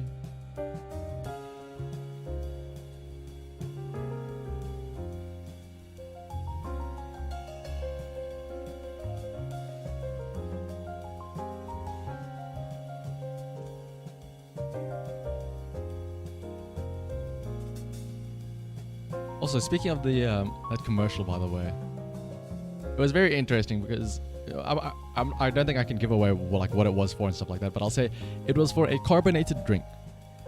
And one of the things I had to do when I was there was I had to take like a demo reel, like an example shot, where I had to take a sip from a drink of this drink and be like, oh, it's so refreshing. Ooh, love me the taste of and whatever. So when I was there, they gave me a bottle. And it had, it had the brand on it and everything. And I was like, okay, cool. And I was like, okay, here's what I want you to do. I want you to face at a 45-degree angle from the camera, take a big sip, and be like, oh yeah, that's so refreshing, all right? It's like, yeah, cool, I can do that. Sure. And we all did it one take. It was so fast. It all happened in an instant. But I still remember, it was the other day, but I took a sip. And I don't know why, but I was expecting it to be like the actual product, like the actual, it would have actually tasted like the, like the carbonated drink. But it turns out, no, it was just plain water. Like still water. And so I made the weirdest face because I was like, whoa, this is not what I was expecting.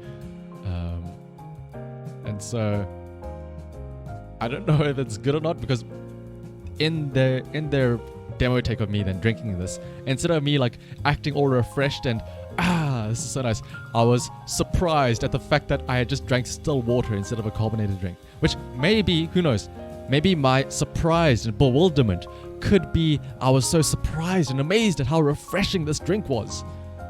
Maybe. We'll see how they interpret it.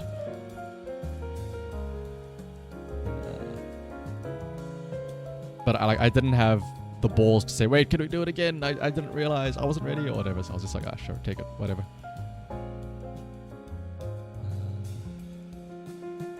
Even lighter gray here again.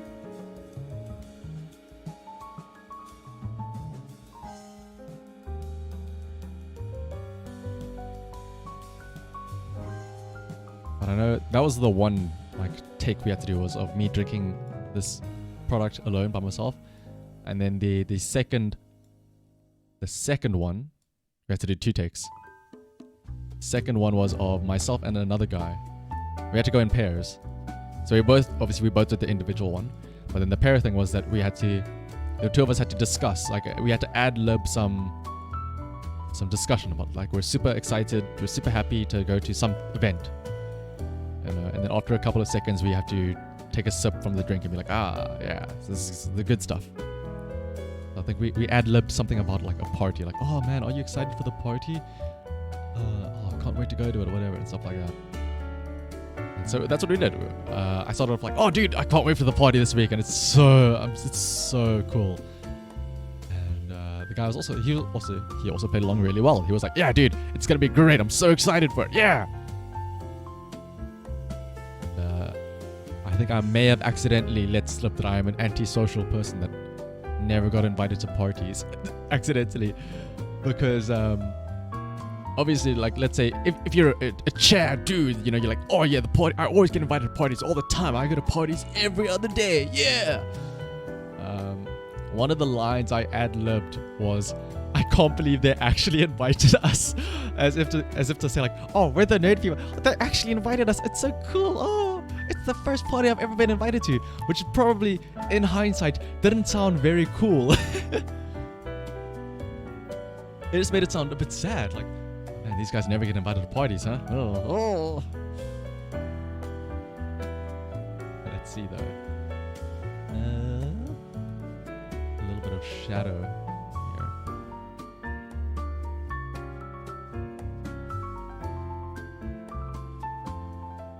But I mean, it was on the spot though, so you can't really blame me. And I think I'm just overthinking it. I'm sure that other people didn't think that. But it was just a little bit in hindsight, like, oh man, I probably could have said something a bit better there.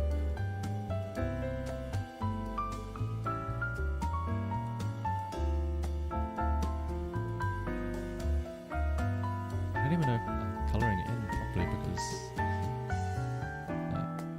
oh, actually, wow, that actually doesn't look that bad. It's just very faint is all.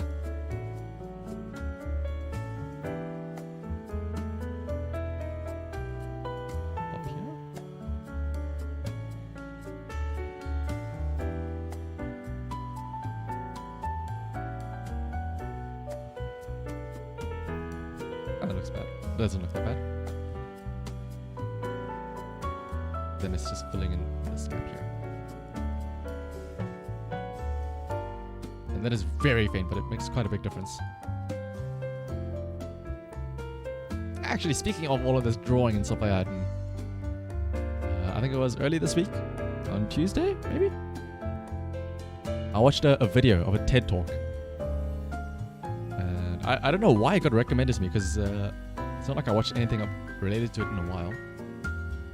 But I just had to look at it because the video title was something along the lines of why you can draw something about like you can draw. Like, even if you don't believe it, you can draw. And I was like, oh, that's interesting. I would like to prove you otherwise, so let me have a look at this video.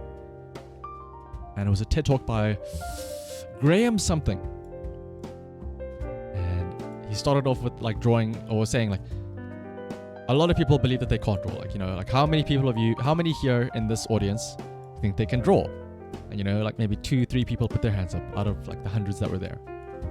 And then he's like, a lot of you are probably lying, or you are underestimating your abilities. And then he showed some cartoons, some like very small little caricatures, drawings, and he's like, if you look at this, do you think that this is done, like, do you think these are good drawings and stuff like that? And everybody's like, yeah, it looks pretty good. And then he says, well, I can guarantee you that all of you can draw exactly these things right here, right now, even if you don't believe it. And then he proceeded to then step by step explain the drawings. And people followed along, and I followed along as well. I pulled out a pen and paper and I followed along. And I was legitimately surprised that I was able to draw some of the stuff that he had up there. Who's Ted and why does he give so many talks? I don't know, but Ted is a very philosophical man. He talks about all sorts of different things. Actually, I wonder if I can try and recreate one of those drawings now from memory. If I make a new image here. If I remember correctly, one of them was... oh, I still remember. He called this first drawing Spike. So it starts off with a note. I implore you, if you have a pen and paper, do this as well. Follow along. He drew like a big nose here, a big schnoz. That. Very simple. This is like a curved U. I will say this is gonna be a bit weird for me because I'm on using a mouse, but you get the idea. And then he said, okay, now that you have this big nose here. Yeah, Spike. I was like, wait a minute, we're drawing Spike. I have to do this now. Then he said, draw a 6 with the hole filled in. So draw a 6 here. And then you fill in this hole. These are the eyes.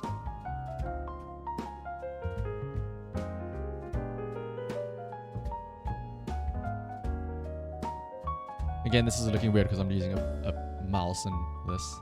If you're doing this on pen and paper, then it'll look a lot better, I think. Then you do another 6.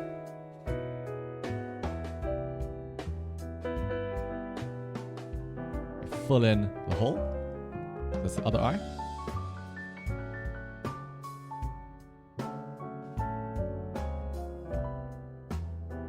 I mean, even just that, even just a nose and 2 6s. When I saw that I drew this, I was like, holy shit, I'm actually drawing something. I can already tell that this is a face. What the heck? And then he said, okay, now the next to the mouth, you draw a little line like that, and then you have another line at the end of it. Almost like an arrow. Where you place it, it's irrelevant, as long as it's like in the general area.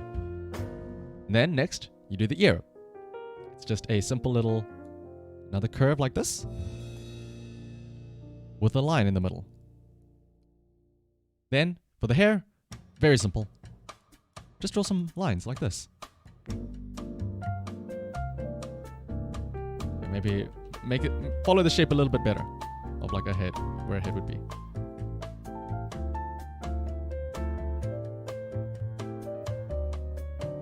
Then, what was the rest of it now? Then it was the chin. So it was almost like just draw a wiggly little S, like that. That's all it is. And now you can already see just these lines. You can, even though you don't have like the full outline of the face, you can tell that this is a face. This is a person's face. And then he said, okay, now other side of the neck, just draw a regular straight line, like that. Doesn't have to be curvy like this one, just a straight line like that. Then he said, now draw a V. Over there. Very simple. And after that V, just draw 2 lines at the end of the V, like 1 and 2. And there you have it. There's a face. That is a person's face. And I drew this and I was like, holy shit. He does have a Chad jaw. What is it? You have to have like the pointy ones there with the little... we can give him a Chad jaw. We can erase this bit here.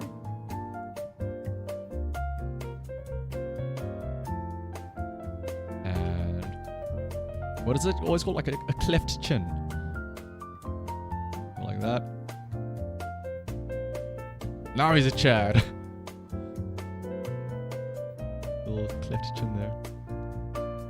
But then like he went on to do the different types of like variations where you could either change the way you draw the eyes, or you could change the hair. You could like, give it loops like this or whatever. And it was really enlightening. I think the main takeaway from that TED Talk was not necessarily about drawing, but it was about, like how many of you at the start of this TED Talk said you couldn't draw, and then here at the end you drew these faces. Now think about all the other things that you think you can't do, and I challenge you to try and prove yourself wrong and stuff like that. It's just like pushing your boundaries. Let's see what else is there now. I have to do the highlights.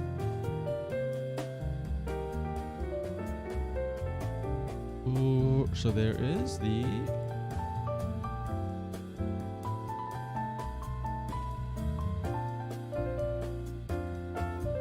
along the cap, there's a couple. Yeah.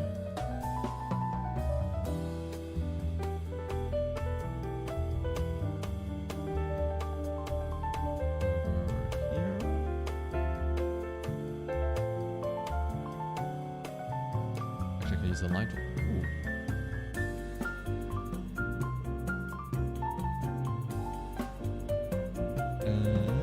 Where else?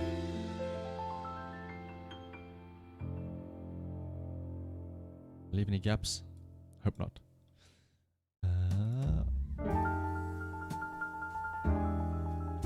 Oh, it's not exactly lined up perfectly, but it's close enough. One over here.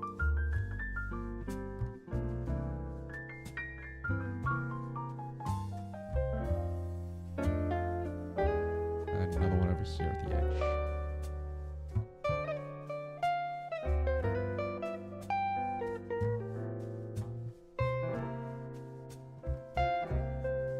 There you go. I feel like the hat color could have been a bit darker, I think, now in hindsight.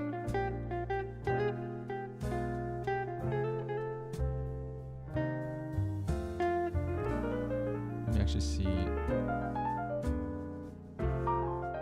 How would you recolor it to this color? Would it be darker? Oh yeah, absolutely. It would be a bit darker. Yeah, let's actually do that then.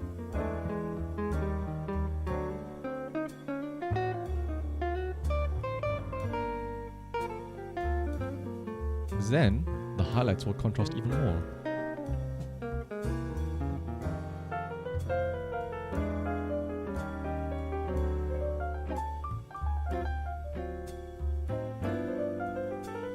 To be fair, I'm always surprised at the people that do TED Talks, because who was it? I think like almost anybody can have a TED Talk as long as you have like a good reason to speak about it.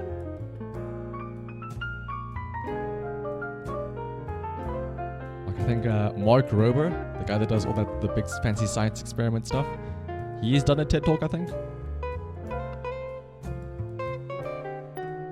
And a bunch of other people. I think the only TED Talks that like really stick in my mind that I remember, other than this drawing one recently, is I feel like most people would know it. The one on misdirection, I think, or something like that, where there was a guy that, what was it that he did? He invited somebody up on stage, and he started like pickpocketing the guy. Like he started taking off his watch while he was like on stage. Like he took the wristwatch off of his own hand, like with a handshake and all that stuff, and it was really cool. And I still remember the big reveal was that at the end of, or at the start of the show, he asked everybody to like look at his shirt and pay attention to what color his shirt or tie was, and he was wearing a purple tie or something. And then by the end of his presentation, he had somehow, well, I know when he did it, but it was like, I think when he was walking back up to stage from the crowd, he had done a quick change and he changed his tie or something like that. And he was at the end of the big like reveal, or the cliffhanger that he left the TED Talk on was, I ask you this though, what color is my tie? And then everyone realized, oh wait a minute, it's a different color from the start of the show. And then they all start clapping because they realize, oh, he's so good.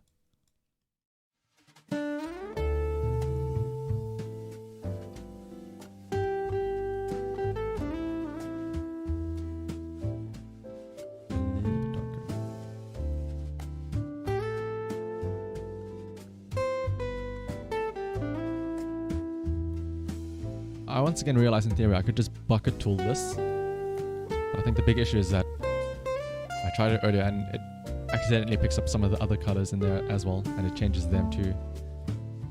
But for now, I'll just use the old trusty pen tool and draw over the colors.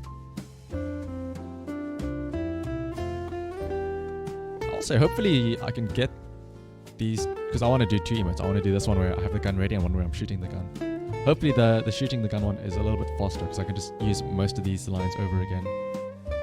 Because my power is going out again in how long? In an hour's time.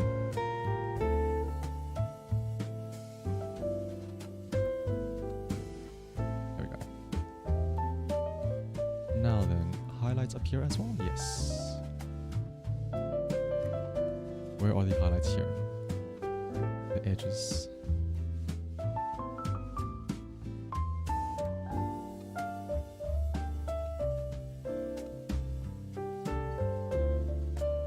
And to bring it back again to the whole lift story about the girl in the elevator, we were very confused. We were like laughing at her, telling her like, why would you get in the elevator when you know the power is going out and stuff like that? And but again, she is a foreign exchange student, so she's only here for 6 months, and she came here in June, I think. She said, "Oh, I didn't know that the power would be going out. I didn't know about this like load shedding thing." And we're like, "Yeah, it's a whole thing, you know. Happens quite often, so on and so forth." And at one point she asks us like, "Oh, is it how long does it last for? Like, you know, when does load shedding stop?" And in response to this question, the three of us, we all laughed at her, because I mean, we all lived here long enough to know load shedding never stops. It is a constant thing that will always haunt us.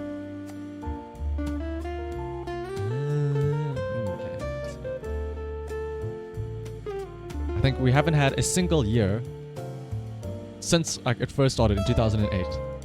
We haven't had a single year where there wasn't load shedding at least once in the year.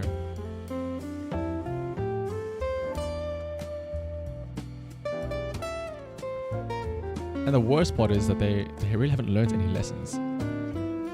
Actually, the one thing I'm most annoyed about is the fact that because it's November, right? The start of November, which means apparently it's Christmas season, even though it's still a month and a bit away. They've started hanging up all the Christmas decorations. So, you know, the big fancy lights, you know, along the lampposts, they have those little like neon sign type of things. And all of these things use power. And these things are on 24/7. So it's no wonder why things are, you know, getting a little bit costly in terms of the load. And yeah, not letting the cold get wet. Actually, funny enough, in the car yesterday, because I was stuck in traffic for so long, I was listening to a bit of the news that they were telling. And apparently, the reason this time that there is load shedding is because it's coal related again. The conveyor belts. Oops, I had a hiccup there. The conveyor belts, which transport the coal to the generators, was broken. And that is the reason why we currently have load shedding right now. Malfunctioning conveyor belts, which is... Sometimes I just wish they didn't tell us. Because I'm just disappointed now after hearing the reasoning.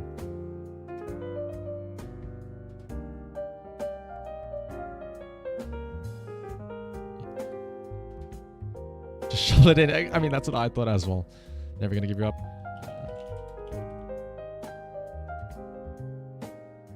Yeah.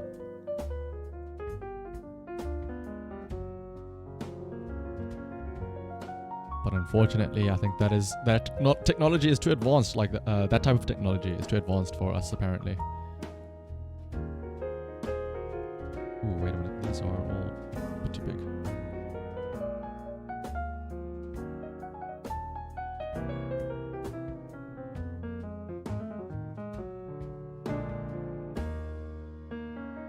I think this should be fine.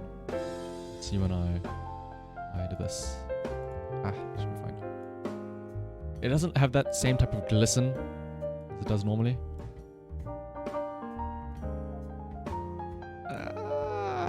It's okay, I suppose. Maybe make it a little bit brighter? Would that help?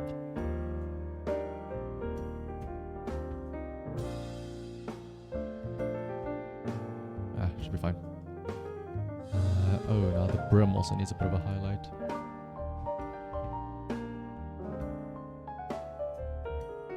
Let's go here. And a little bit of a low light as well. Make it look a bit darker.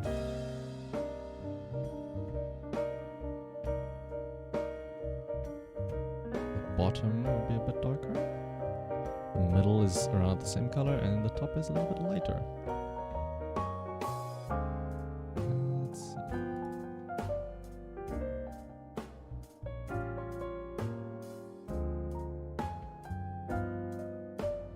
There we go. That actually doesn't look that bad. Let me quickly do this.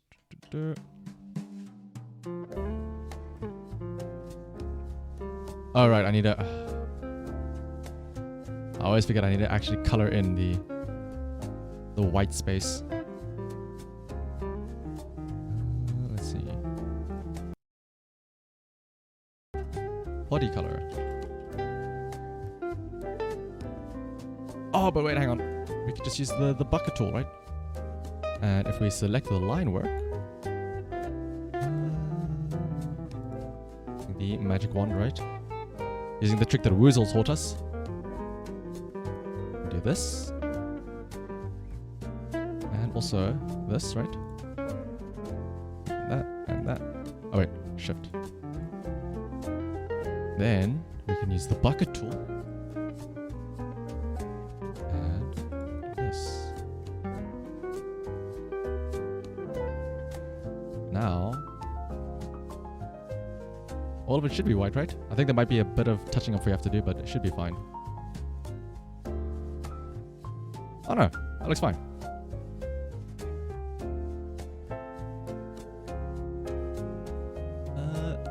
The gun placement could be a bit better, I think.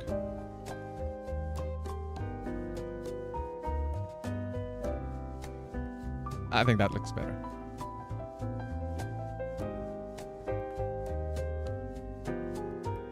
Yeah, that looks fine. Oh, wait a minute. I want to make it a bit lower.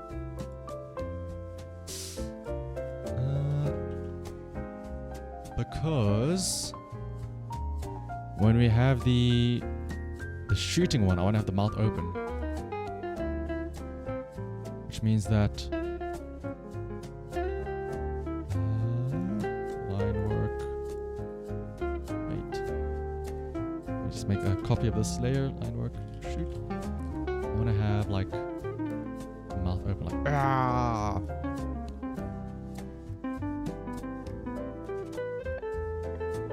Something like that, essentially. Where should I put the gun? If I put the gun a bit lower, I can have a bit bigger of a mouth. Because again, look at how big that mouth is. Look at how big that mouth goes down, like super wide. Maybe it's best to put the gun lower.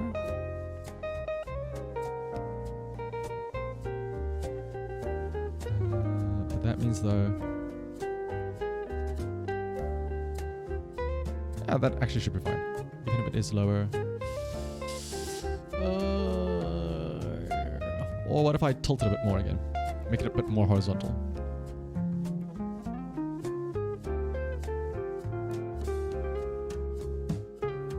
That way I can line it up with the hand a bit better, and there would still be some space for the mouth.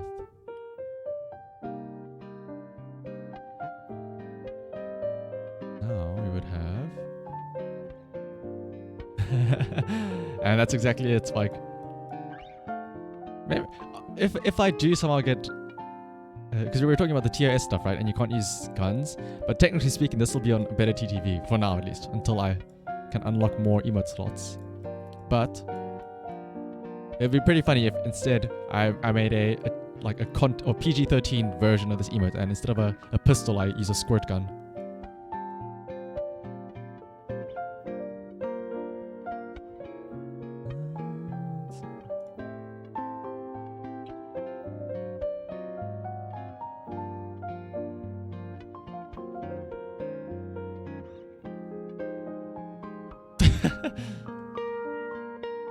That face looks kind of dumb. But I mean, to be fair, okay, that mouth goes outwards a lot. Why don't I just have it so you can't even see the mouth? The mouth is so wide you don't even see it. That actually might not be too bad. Let me rotate it back a bit and see how it looks.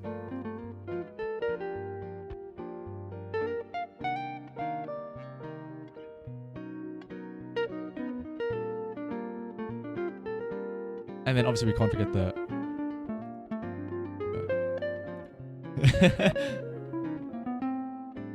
pew pew pew pew pew. Actually, I think that should be fine.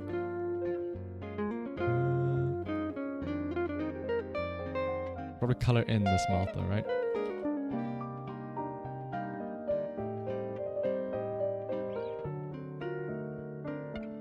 Cute mouth color. Let me see if I can select the line work here. And fill this with a color. Wait, I forgot what color is my mouth again. I can take a screenshot while my mouth is open.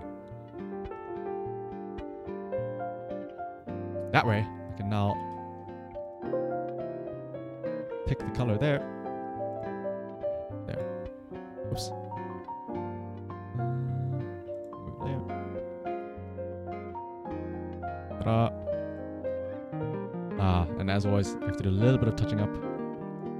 The way the bucket tool works is a bit weird.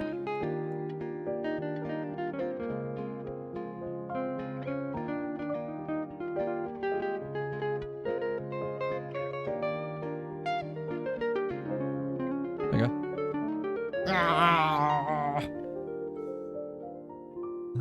Let's see now.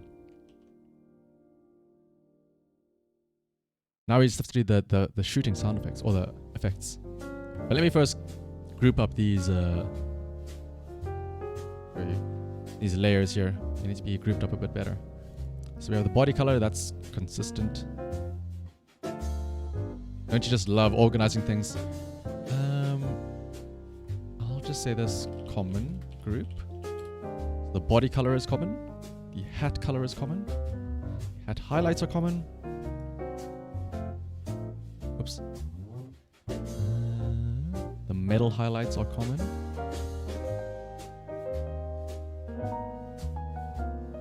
And what else is common?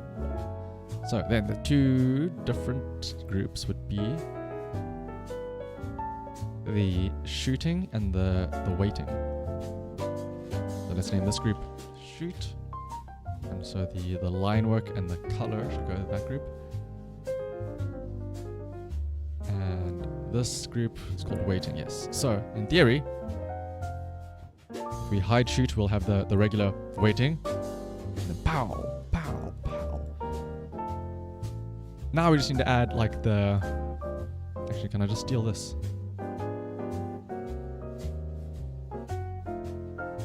That actually doesn't look that bad. But I feel like this pow stuff could be a little bit better. What does like a cartoon gun image look like? Cartoon gun shooting.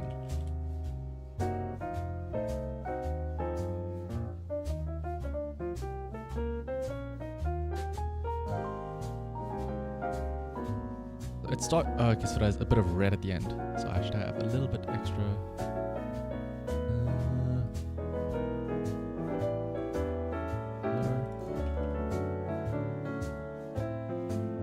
There we go. I should do this, right?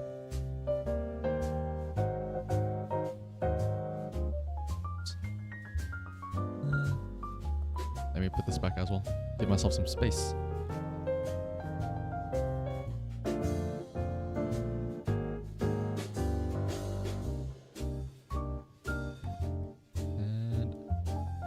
There we go.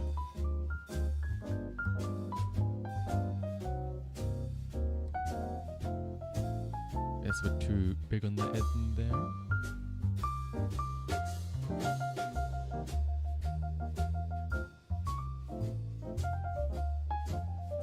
There we go. Ow! Oh wait. Oops. Pow! Pow! Pow!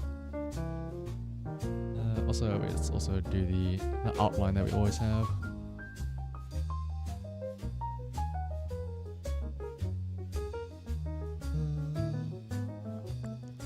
White. Smaller. Let's start doing the outline. And thank you for the reminding me about the shooting smaller. And yes, it is indeed a face of true rage. When you're accusing me of rigging the races, you can show your anger with this. When you think I'm rigging, you're getting the gun ready, but when you find out that you lost, you can start angrily shooting.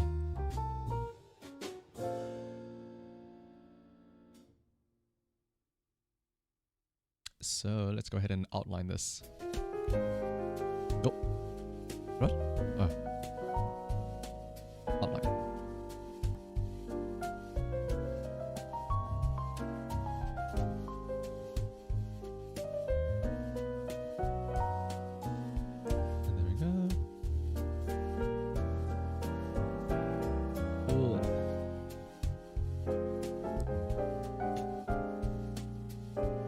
There's that edge.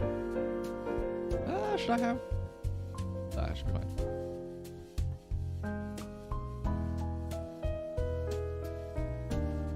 And there's this edge. It feels weird though that the top part is getting cut off there, so I won't have that white outline at the top. It'll look a little bit weird. Should be fine though, I think.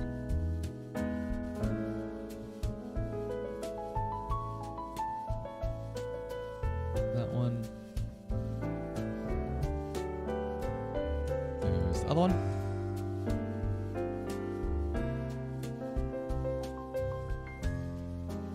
Connect this bit here. There's a little bit of a bump there, but it should be fine. And we have the ears here. Here.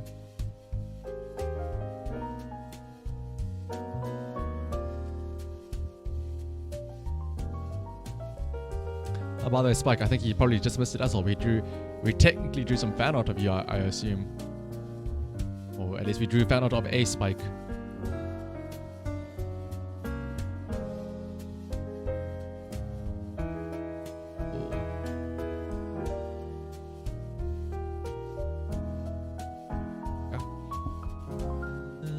Let's see, now it's just the bottom side here. I don't think that...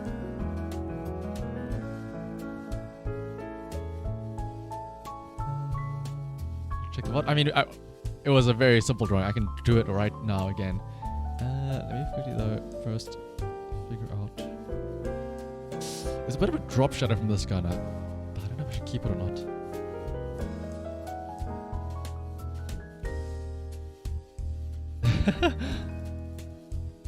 Once again, doing a little stop motion animation. Yup.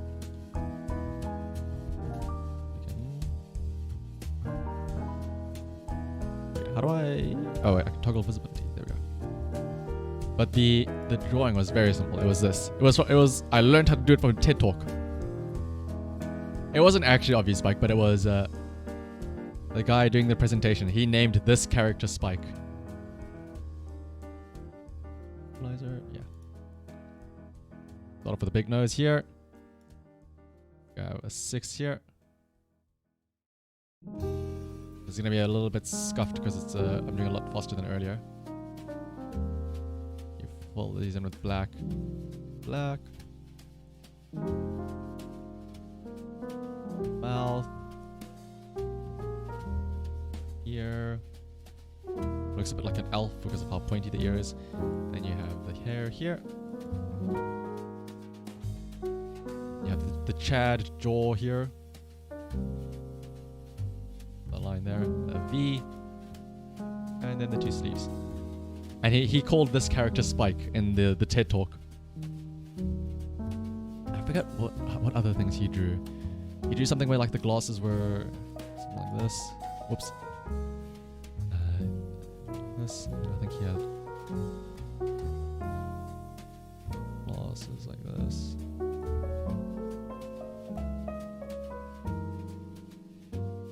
Whoops. Like this. Here. Another. Face like that. Like that. It was something like that. Reminds you of that one Danish comic about the blonde lad. I mean, the whole, all of the guys' drawings in that TED Talk, they were like very cartoon character-y-ish. Should see if I can actually find it quickly. A bit. Especially considering I think this is pretty much... I think we've pretty much done this. We can have Shanna something thing, and then Shanna gun could be this, like the actual shoot, or like Shanna gun and Shanna shoot. And also, by the way, I forgot to mention, but welcome by the way to Spike and Weasel. Let's see. These two look fine, I think.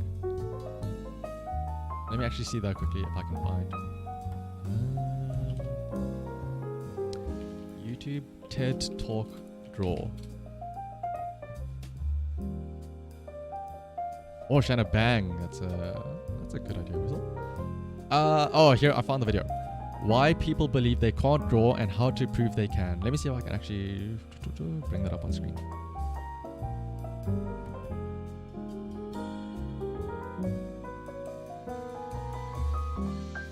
Ah.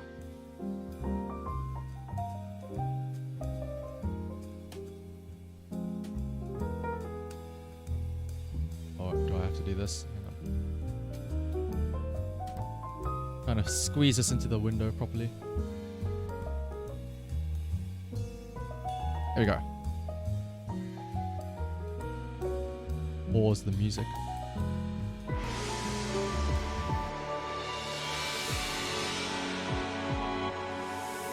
Where is it now? Have a go. Angelo, we're not going to be painting the Sistine Chapel ceiling, but would you be happy if, by the end of this session, you could draw pictures a little bit like this? See, like, look at that. Those look pretty cool. So when I watched this video, I saw this and I was like, wow, that must be like a trained artist or something, or like a trained cartoonist or something. Or even a little bit like this. Well, actually, there's only two things you need to do to be able to achieve this. One is have an open mind. Are you up for that? Yes. And two, just be prepared to have a go. So grab a pen and a piece of paper. Legit, like when he said this, I was like, you know what, sure, let me do it as well. Let me try it out. I had a pen and paper nearby. I grabbed it up quickly. I was like, let's do it. And I implore you, if you have a pen and paper nearby, or even just open up MS Paint if you're at your computer and just follow along. It's actually amazing what you can do. Okay, so here's how it's going to work. I'll show you the first cartoon we're going to do, so just watch to begin with. This is about Spike, I think. Just watching.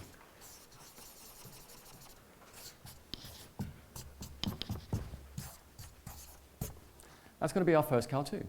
It's a character called Spike. Hey, so I'd like you to draw along with me. So I'll draw the first line. This is a peek into Spike's eventual live 2D debut. For the next line. Okay, here we go. Start with the nose. Now, the eyes, they're like 66s or speech marks. Get the camera, Spike's on TV. That's it. Next, the mouth. Nice big smile. Spike's debut right there. Now, over here, the ear. Next, some spiky hair. Oh wait, now thinking about it, he called it spiky hair. Maybe that's why he called it Spike in hindsight now. I see. Next, put the pen to the left of the mouth. Little line like that. Pen under the ear. Yeah, exactly. I mean, that. Depending on how you look at it, you don't know where exactly this spiky hair is. This could all be along like the middle of the hair, could be on the side. You don't know. For all we know, this could be a mohawk that he's drawn here with the spiky hair. Pen to the left of the neck, top of the t-shirt. I forgot to do the top of the t-shirt. Oh. Line to the left, line to the right. Oh no, I gave him a V-neck, Just so hold it's your drawings fine. up and show everyone. How are we all doing? But when I drew that and I stopped to look at it, I was like, holy shit. I've drawn an actual person. Okay, fantastic. So, it looks like you've just learned to draw one cartoon, but you've actually learned more than that. You've learned a sequence that would enable you to draw hundreds and thousands of different cartoons, because we're just going to do little variations on that sequence. Have a go at this. Draw along with me. Nose. And I think he just ends up drawing like different, like he says, different variations. So it's just different shapes and stuff like Eyes. that. But it's still like, isn't that just what art is essentially? You learn what, like, you get a style and then all you do is just change it up a bit every single time you draw something else. That's it. Like people always complain Nice and about hair. artists having, same face syndrome, where you just draw the same face over and over. Because I mean, that's what you learn, and then you change different things all the time. Like this is the same face as Spike, just a different nose and different hair. Little V shape. Yet at the same time, it's completely, you can tell it's completely different. Line to the right. So we've got another character. Let's call her Thelma. How to come Tim Buckley? I mean, yeah. Spike and Thelma. Let's try another one. Spike Here and we Thelma. go. What beautiful Another names. little variation. Getting the idea. Starting with the nose. Oh, why did that? Already. But this time we'll change the eyes slightly. Look, two circles together like that. Ah, why is the screen going black? There we go. That's it. Then two little dots in for the eyes. Well, we're all talking about same face. Look at this. A different set of eyes. We'll change the mouth slightly. Is it still same face? Little circle coloured in there. A different mouth as well? Have a go at that. This guy has overcome the issue of same face. Look at it. Next, the ear. Okay, well, the ear is still the same though, to be fair. Now we'll have some fun with the hair. Watch. Some nice curly hair. Then same thing, pen to the left of the mouth, little line like that. Under the ear, drop a line. Top of the t-shirt. See, he knew, this guy knew that, right. what, in like think we'll 6 call him years from Jeff. now, somebody would shit on him for having the same face. We'll do one And he more. knew, he predicted. He's like, oh yeah, One more I'll go. get that guy. Here we I'll go. get that guy that's going to You're try and getting call the me out. idea. So we'll start with a nose again. Notice we're doing little variations. Now we'll change the eyes so we've got them apart, and we'll put some little dots in like that. I think he just essentially just keeps on Next, drawing different versions. Triangle. Watch. Rest of the I head. think this is a girl with a ponytail. Could go and just try things out. Look at this. Little squiggle. There we are. And then he just So talks about all how you can sorts try of things we different can do. things. Actually, one more I'll let you do. One more idea. This is a great little technique. Have a go at this. People with glasses on, just draw a nose a bit like Spike's. I mean, yeah, if he says, when he starts saying draw a nose like the previous characters, maybe that is a sign of same face. He's literally recycling previous noses from previous Next, characters. draw some frames. So 2 circles like that with a little bit in between. Now, just put some dots inside for the eyes like that. Next, the ear. So it's a little bit like we did before. But this time, we'll join up the frames. That's it. Comes was Bob Ross. I mean, yeah. I mean, he's not beating the devil out of his little pen though. So I don't know if it is Bob And this Ross or bit not. I really like. Watch. It's a self-portrait. And then, a little bit there. Except, well, he doesn't have a mustache. Pencil under the moustache. Line down. Top of the shirt, left and right. So there we have it. We could carry on, couldn't we? Hopefully we've done enough to convince you that, in fact, we can all draw. And not just people here. I've worked with... I'm I mean, going to be fair though, I feel like when you follow somebody, it's a lot easier. Other people who've learned to draw and Oh yeah, exactly. I was just And about to I'm say gonna that, Rizal, about how it doesn't teach you how to draw. He just says how to copy him, and then if you copy him exactly, you'll get to something, right? What I think is my So I was literally about to say, like, a lot of people do the painting with Bob Ross streams where they just like they try and recreate exactly what Bob Ross does, because he does it step by step. You know, he's like, oh, we're gonna paint a little happy tree over here, and then do some light brushes strokes over here, and then people like I've seen many streams where people they try and follow along with Bob Ross. Following a Bob Ross tutorial. But I think it's mainly about like the what is it? Like I mean the guy he said it's the foundation that you can experiment out with it. Like, see, this chick, she's drawing it apparently, but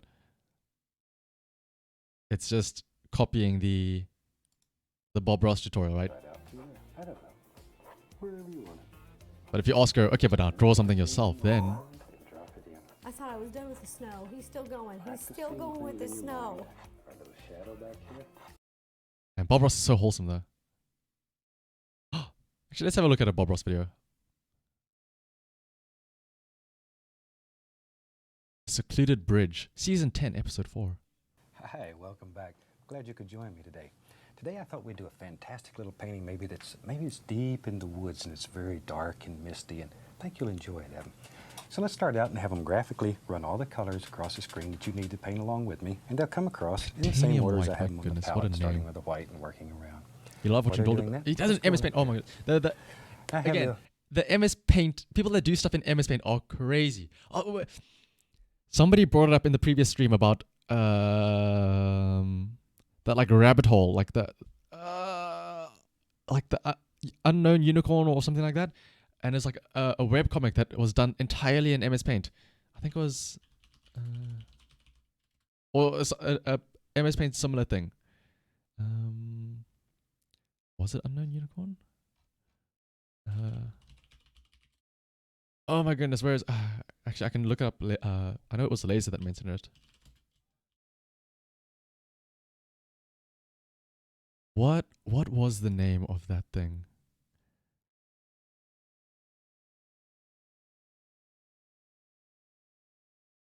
Basically, webcomic. Unicorn jelly.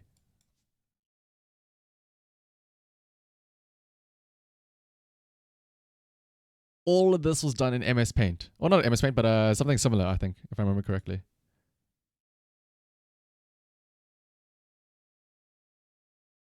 Oh, you know of it, Woozle. Yes, the unicorn jelly. Why does everybody know about all of these different like rabbit hole stories and stuff like that?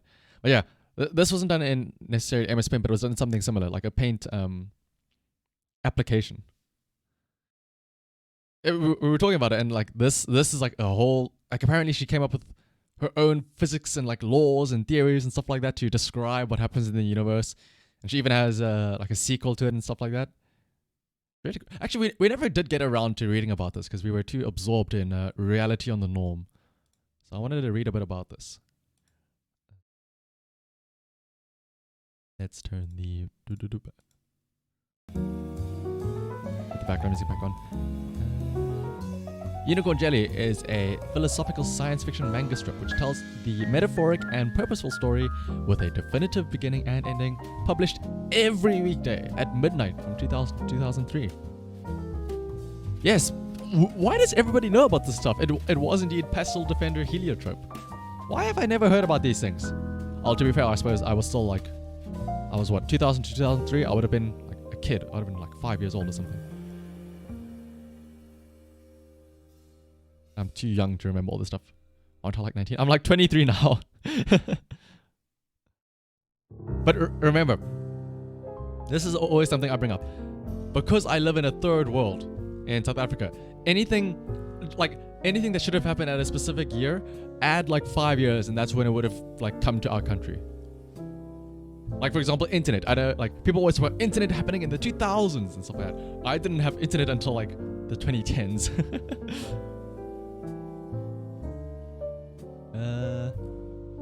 What is all of this? My goodness. Read it right here. I mean, we could start. Just do we jump down the rabbit hole? I've got about half an hour left until my power goes out. Sure, why not? Click here to begin the story. Oh, this was the very first image. Okay, wait, hang on. Do I read this manga style? Left? Was she a weeb? Did she read this right to left or left to right? It looks like it's left to right. Deus inigui infernus e pastasum superme. Interesting. Oh, it is right to left. Oh, so she was a weeb. Oh, left to right. Okay. Was that Latin? Unicorn Jelly, a philosophical and metaphorical science fiction story with a definitive beginning and ending. Oh, it's short. It's short little comics. Directionally challenged. I mean, yeah, for a weasel it is, or for a weasel, maybe you've been doing too many tricks. You landed on your head too many times. Let's see. Sure. Eep. Title ready? I feed you too much. It's okay, Uni-chan. Okay, maybe she was a weep then if she's calling things Chan and Kun. I just know you'll be a true unicorn. Once you were not even a unicorn jelly. Once you were only just a slime, remember?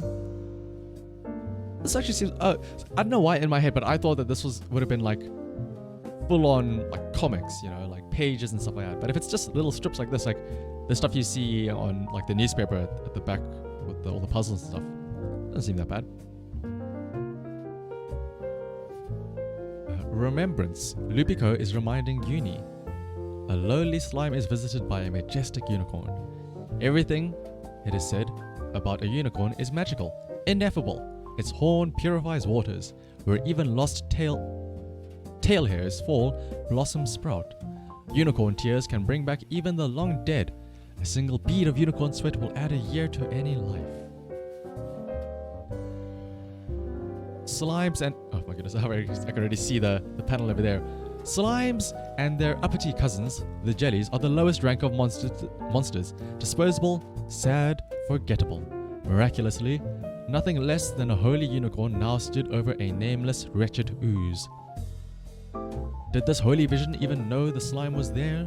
What was the look in her unfathomable eyes? The unicorn, for her part, did what even sacred creatures must sometimes do. Take a piss. Is this her getting her fetish out there? Oh, pee on me, daddy. A lot of old webcomics aped newspaper paneling. Despite it was always the best format for a story. I mean,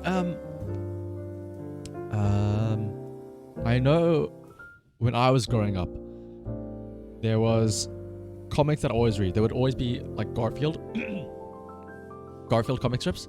And then there were some local ones called, I think, Madam and Eve. And then I think there was another local comic called Treknet, which is, I think, Just Walk, translated to English. But then there was this other one, which I never read because it always seemed too mature, because it had like this, it was kind of like this, where it had an overarching story. And, you know, it was very like mature, like the artwork was very fancy and detailed, and, you know, it was an actual running story. And I was like, I just want to read funny little Garfield comic, not this stuff. I wish I could remember it now.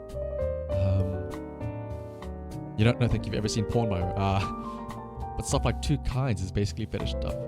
I mean, whenever it comes to fan-made stuff, there's always a little bit of the artist's personality that comes through, right? What did you describe the mature story again? I don't know. I honestly, I cannot remember. It was like, obviously, it was like, I think, was it of spies and people like that? Like, I remember there were fancy ladies dressed in dresses and suits and stuff like that. Let me see if I can... I don't know. Would it have been a very popular one? I don't know if it was a local one. What? Monday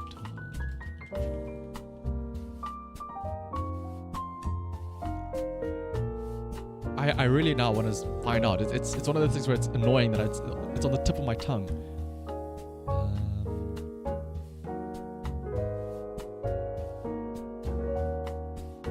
Closest you can think of for fancy would be something like Girl Genius or that one very rum running comic. Or maybe Girl Genius. Let's look and see if that is one. Girl Genius. Oh no, it's definitely not that. But it's similar to this Unicorn Jelly one, where it's like black and white and it's only like a single horizontal strip.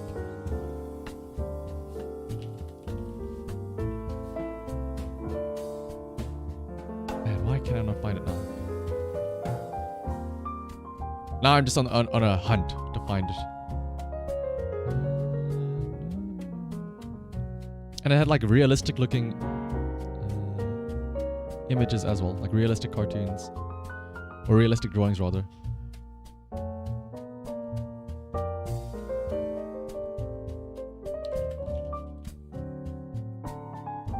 Why can I not find it? I'm sure I'll find it eventually. It's just annoying now that it's stuck in my mind. Maybe it's meant to be forgotten. I wonder if it... Oh, no, it wouldn't be. It wouldn't still be in publication now. But let's have a carry on with this Unicorn Jelly. Yeah, I was going to say, I don't think we want to watch any more pissing. But let's see. Alone now, the slime felt strange. Colors seemed brighter, and the slime felt light as air. Then it happened.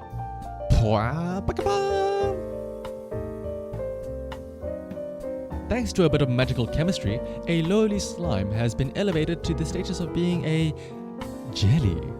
Lupico and Uni are still reminiscing. No longer forced to ooze and drip along, our happy jelly elite can proudly now crawl. Jitty, jitty, jitty. And where does an up-and-coming jelly crawl to? Why to... Oh my goodness. Why to viscosity, of course. I see what they did there. Boogie on, little jelly. Hey, you're new around here, ain't ya? What's the password? Eee. Oh yeah? You're new around here, ain't ya? Is this gonna be like the SpongeBob episode where you have to figure out the password? I know what. I'll make us some tea. Ocha ocha kudasai. Do we want tea? Hi, hi, hi. She was definitely a weeb. Alright. Careful. Let it cool before you get in. Oh, I just noticed it has a horn as well. It's kind of like a... Oh, so it is like a unicorn almost. Being a jelly, Uni must absorb tea directly. No real mouth. Glug, glug, glug. Now, where were we? Viscosity was a monster town, and monsters watched with hungry eyes. For a while, it seemed that our new citizen was popular. But somehow there was something not quite right, and fear and anger grew, though no one knew why. Until one sunset in a dark alley. Let me actually zoom in a bit more as well. Okay. Jiri jiri. Uzo uzo uzo uzo. Oh. Is this like the equivalent of JoJo's where it's the standing there menacingly? Big bad Bufu, slime lord of jelly corruption, doom and death is now. Uzo uzo uzo.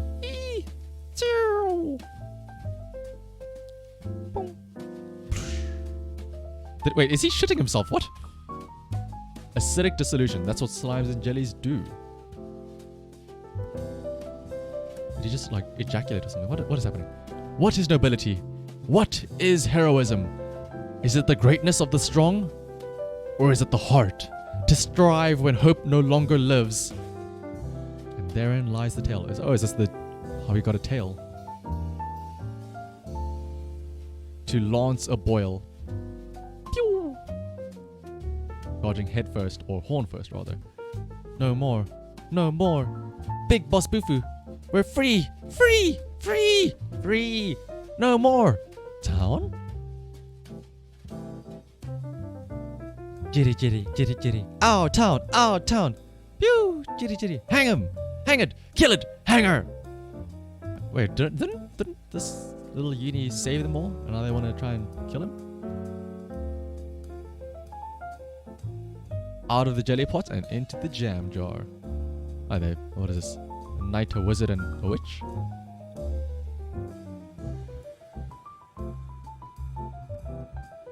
Look at those jellies run. Woo! They don't like us. What about this monster? Want us to kill it, ma'am? Witches. Yeah, go figure. Ah, so this is the lady that's adopted our little jelly. And thus, Uni-chan came to live with Lupiko. I hope the tea was yummy and good. All sleepy now? See, the bed is all fluffy and nice. Ah, you're so warm. Such a cutie. Aw, it's nice and wholesome.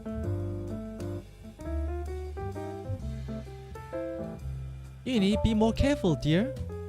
Someone's at the door. Okay, I'm not gonna lie, this is kind of cute. It reminds me of the, what is it, like this almost looks like that Disney ball. Was it from Toy Story? The Pixar ball, that's what it was, that's what it is. Let me actually look and see. Pixar ball. It is that one, right? From Toy Story. Yes, it is!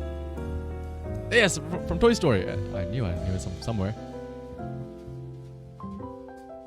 Pixar, not I am not up to date with my lore. I apologize, Woozle.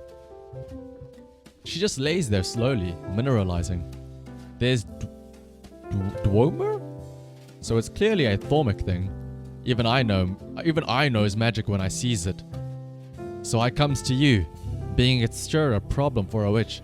I can pay you well enough, if you can help her. Help my daughter, Miss Witch. I'm begging ya. What is this guy? Orc. I was wondering what is the random way of speaking there. First, I'd better take a look at your daughter. I have to determine what exactly happened to her. No time, and no need. If I were a crystal basilisk for sure, witnesses. So you is telling me... I don't know why, but just the way of speech, even though I know he's supposed to be an orc, isn't this like the stereotypical way that New Yorkers speak? Like, so you's telling me that my daughter has about 4 days left? Or something about that. That's a relief, seeing as you have that broom and all. Actually, that's a problem, you see. I have a bit of an issue with that part of being a professional witch. It's kind of embarrassing, really. I'm terrified of flying. Total object terror. It's a phobia. Don't move to New York. Yeah, I probably wouldn't fit in. I don't think about it. The only the recollection I have is from the very bad, exaggerated accents from GTA with what's it? Your cousin in GTA 4.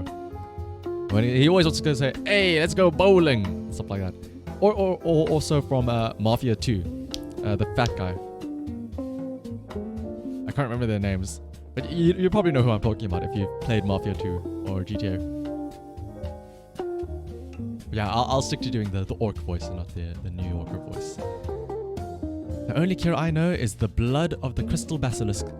It acts as a solvent. The creature is an organic mineral monster. And it is beyond ferocious. Even if we could fly, we need serious hack and slash help here. Dagger up your strap. Guards for hire. Back in 6 weeks. Yeehaw! What is it? Wait, what? Rollerblades. Interesting.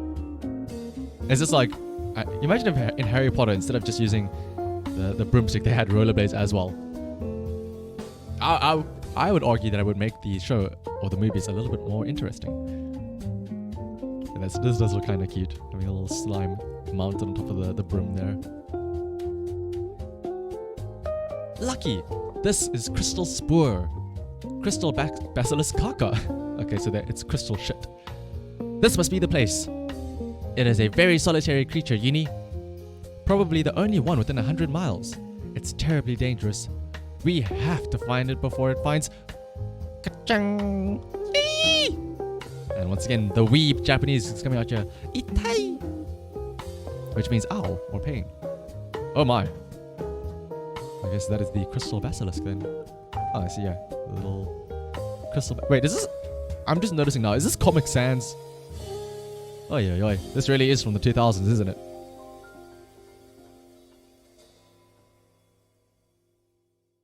See.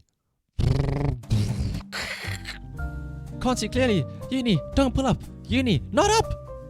Oh, so is the unicorn controlling it or something? Well, I guess that fear of flying is kicking into effect now. Too high up. Oh goddess, I must be 1,000,000 miles up by now. Just gotta hold on. I don't dare look. Too high. Oh goddess, no! Uni, poor Uni. Uni fell off. Oh, the poor dear. It's all my fault. Uni's gone forever.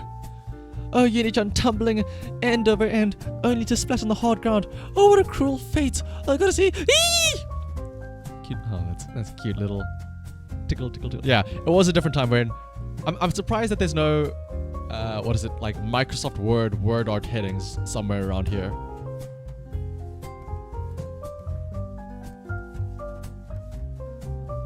Wait, can't click next? Oh, it's just loading.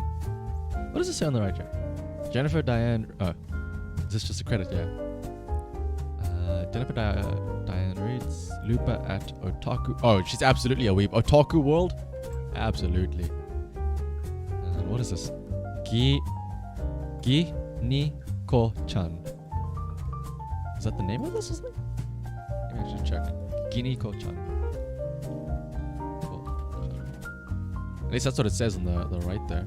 In katakana. What happens if I Google that?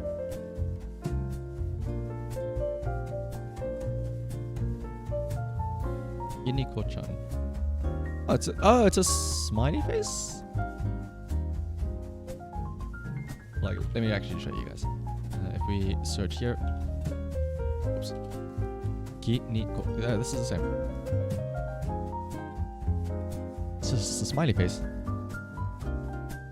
At least that's what she wrote here on the side here in red. I feel sorry for the poor monster in a way. It had no idea it was causing misery. All shattered now. Gone. And with it, its blood. No solvent blood. No cure. I cannot save the Merchant Yaru's daughter. There's another duty to being a witch. I almost fear it more than flying. Tending to the dying. Oh my goodness. This got dark quick. This got very dark very fast. Tend to the dying! You said you could cure her! You filthy. There. Tend to my daughter. You tend to my little girl. And when she is gone, you will join her, witch. A monster in my house? Out with you, hellspawn. Oh, poor Uni. Don't kick the poor little slime. Murderous wrath makes monsters of man.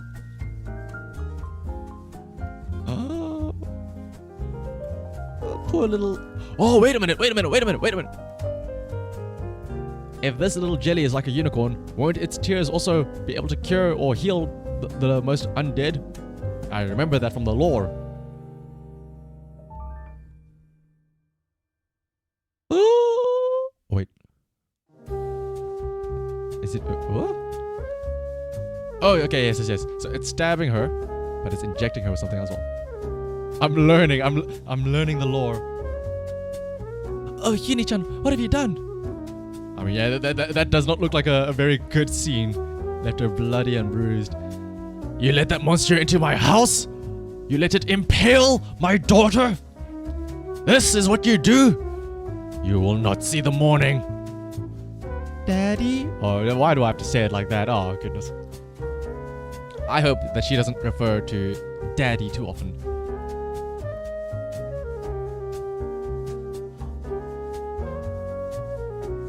So you see, your daughter is safe now. Somehow, Yuni-chan returned her to normal and... The reproductive effluvium of the crystal void entity, being neither a poison nor a corruption, is not neutralized by even holy unicorn essence, and thus I have become a superior composite being, my dearest and most trusted father. I ain't knowing what just happened here, but you are not my daughter. Cause you's wearing her face, I will let you leave her alive. At least, for now. Listen, I was thinking, since you have nowhere else, I will leave Pimbletown and will live with you in Ponsbury on the mare. I will assist you in exchange for your help. Isn't that a bit presumptuous? It's true I was going to offer. It is your nature to help others, and I am currently in need. This is easy to see. Okay then. Let me get... Uni? Aw, poor old Uni's deflated. Doing all of that, suck out its energy? Oh, wait a minute. What is this? D&D stats for Cho Yaru. Is that what this character is? Let's have a look and see. Information. Oh my goodness. Information for Cho Yaru. What the heck is... Oh! This is a lot of stuff. And it's all in Comic Sans.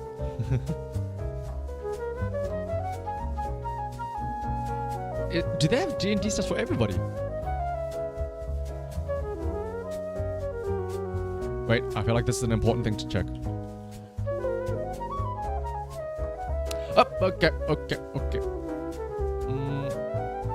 we have to be very careful now about how we continue to talk about this girl. We have to be very careful, alright? This is very important. What else is important? Height, 4'9". What does that mean? 4 foot 9 inches. How tall is she? 4 foot 9 inches to meters. 1.4 meters. That is very short. It's very short. Yeah, actually, now that I think about it, it's tall for a 10-year-old though.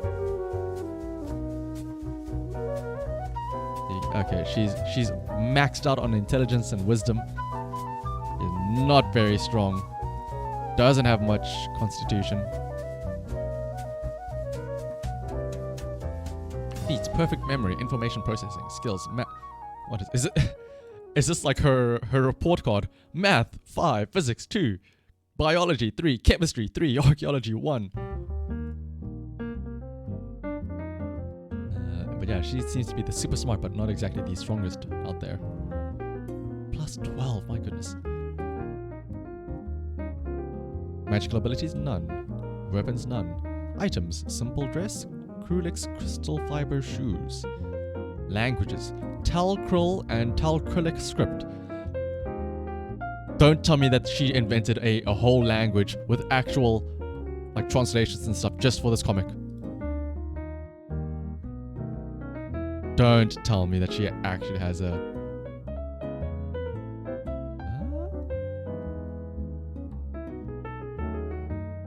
Talkrill numbers? Oh my goodness, there's actual scripture for it. Oh my goodness. It's a numerical system? Oh my goodness. Talkrillic numeration follows a base 7. Oh, that is disgusting. Who uses base 7? See Trislemaston history and colonization. What? Oh yeah, I guess it really is deep. Wow. The two-digit numbers go all the way up to ek, which corresponds to 55. In normal base 7, you can only go up to 48 with 2 digits. 3-digit numbers start with 56, which is ni, and go all the way up to ek, which corresponds to 398, and so on and so forth. Converting between decimal and telcral is therefore a little bit more involved. Read on if you care, or just use the automatic converter. Let's use the automatic converter. You know what? I used to say that we only use the metric system, and you get banned for using imperial. One day, I will only allow the telcral system here, not even metric. You will be using the telcral system from now on. We do not talk about 55, we talk about ek. What is that? 1. Oh, okay, so it's 0, 1, 2, 3, 4, 5, 6. You better start your studies now, Spike. So wait, this is 6. Is it like binary almost? So if you have 0 and 1, that's 8. Oh wait, what? How do you get an 8 from 0 and 1? 6, 0. What? It probably would have helped if I actually read how the numbers work. But wasn't this supposed to be ek? That's 55. Miscellaneous functions. What? Oh. So 6 is that one. So 7. How do you write 7 then? 7 is 2 of those. Oh, it's almost like binary. I think. Yeah, the variable is right. The most important part is these images here, the blank images. You have to make sure that you write those whenever you do this. They are integral. If these are the placeholders. See, normally when you have regular numbers, you leave the space blank. No, you have to have these placeholders here in the telcral system. But if I'm not mistaken, then it's sort of like binary. So if you have 0, 0, as opposed to like 0, 1. Oh, whoops. Why isn't the clearing thing working? 0, 1, 8, and then you'd have 9, 10, 11. 12, 13. How would 14 be though? What would 14 be? Would it not be this? Oh! I'm learning! And then 15 would be 2 of these. Then 16. Then 17. Then 18. Then 19. Then 20. And then 21 would be this and then that. Oh, I didn't really learn. It's just how regular base systems work anyway, like base 10. Once you reach 9, you go back to the 1 and then 0. So, you go 1, 2, 3, 4, 5, 6, 7, 8, 9, and then you start off again at the 1, but you add the 0, and it's 1, 2. I didn't learn it. I just learned how a base number system works. I didn't figure out anything else. Having a lot of fun with the calculator? Listen, Woozle. Don't tell me you never did this in high school, where what you would do is you would have... Actually, wait. Calculator. You would have an actual physical calculator, right? And let me see if I can... Oops. You would race with your friends, right? I would do this all the time. I would do this. I would have a calculator open. And we would go 1 plus 1 equals... And then you would say plus 1 equals again. Then, or actually what it be, I don't know if it'll work with this, but then what you would do is you would have a race. You and your friend, essentially it would be a test of who can click the button the fastest. And you would just press equals again, and okay, it does work. Because it would have like answer plus 1, and then you would just click every single time. And you would have a race to see like, let's see who could get the highest number in 10 minutes. And you would just go like, okay, ready, 3, 2, 1, and you just start spamming the mouse button. And you'd race to see who could get the highest number.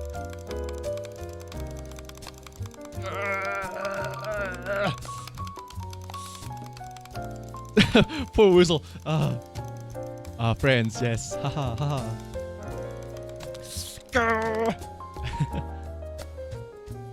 My hand's actually sore from that. Oh, Laser. I forget that. I always apparently stream whenever you have to go grocery shopping. But welcome back, Laser. Actually, I can quickly show you. We can show off. Unfortunately, the stream is about to end though because, I mean, my power's going out in apparently 3 minutes. Actually, shit, my power's going out in 3 minutes. I should probably hurry up. But we have successfully drawn an emote today called Bongo Gun and Bongo Shoot. Whoops. You can see there's the shooting, there's the gun. Beep, beep, beep, beep, beep, beep, beep, as you can see there. Why is the power going out? It's load shedding. Good old load shedding. You were in the city meeting with family. You walked. Ah, that's always lovely. Hope you had some fun times with your family then, Laser. And yes, after though we do this, we went down the rabbit hole, Laser. And I remember you brought it up. It was because you brought it up last stream. But what's it? We were reading through now Unicorn Jelly. And we were on like number 37 so far. But the California of Africa. Well, yes. Before I think we have to end it up right now. My power could go off at any moment. So let me quickly find somebody to raid. If the stream does end abruptly, just go find somebody. But let me see quickly. It's a race against the clock. Sometimes they take a bit longer, so sometimes it might like only go off at like 5 minutes later than expected. But I don't know. They might be on time, and I don't want to wait and find out if they're on time or not. Let's see. Who is there? Anybody? Somebody's playing Yakuza 0 for the first time. Let's raid them. Alchemist Teeps. I just went on the Twitch homepage and I found a random person. What are you blabbing about? Stay out of this. Rachel. Wait, who's graduating? Somebody's graduating what? Oh, Lilith. Oh, she's graduating from Mysteria Live. Yes, actually, that's great. She's not graduating, but she's graduating from Mysteria Live, her corporation.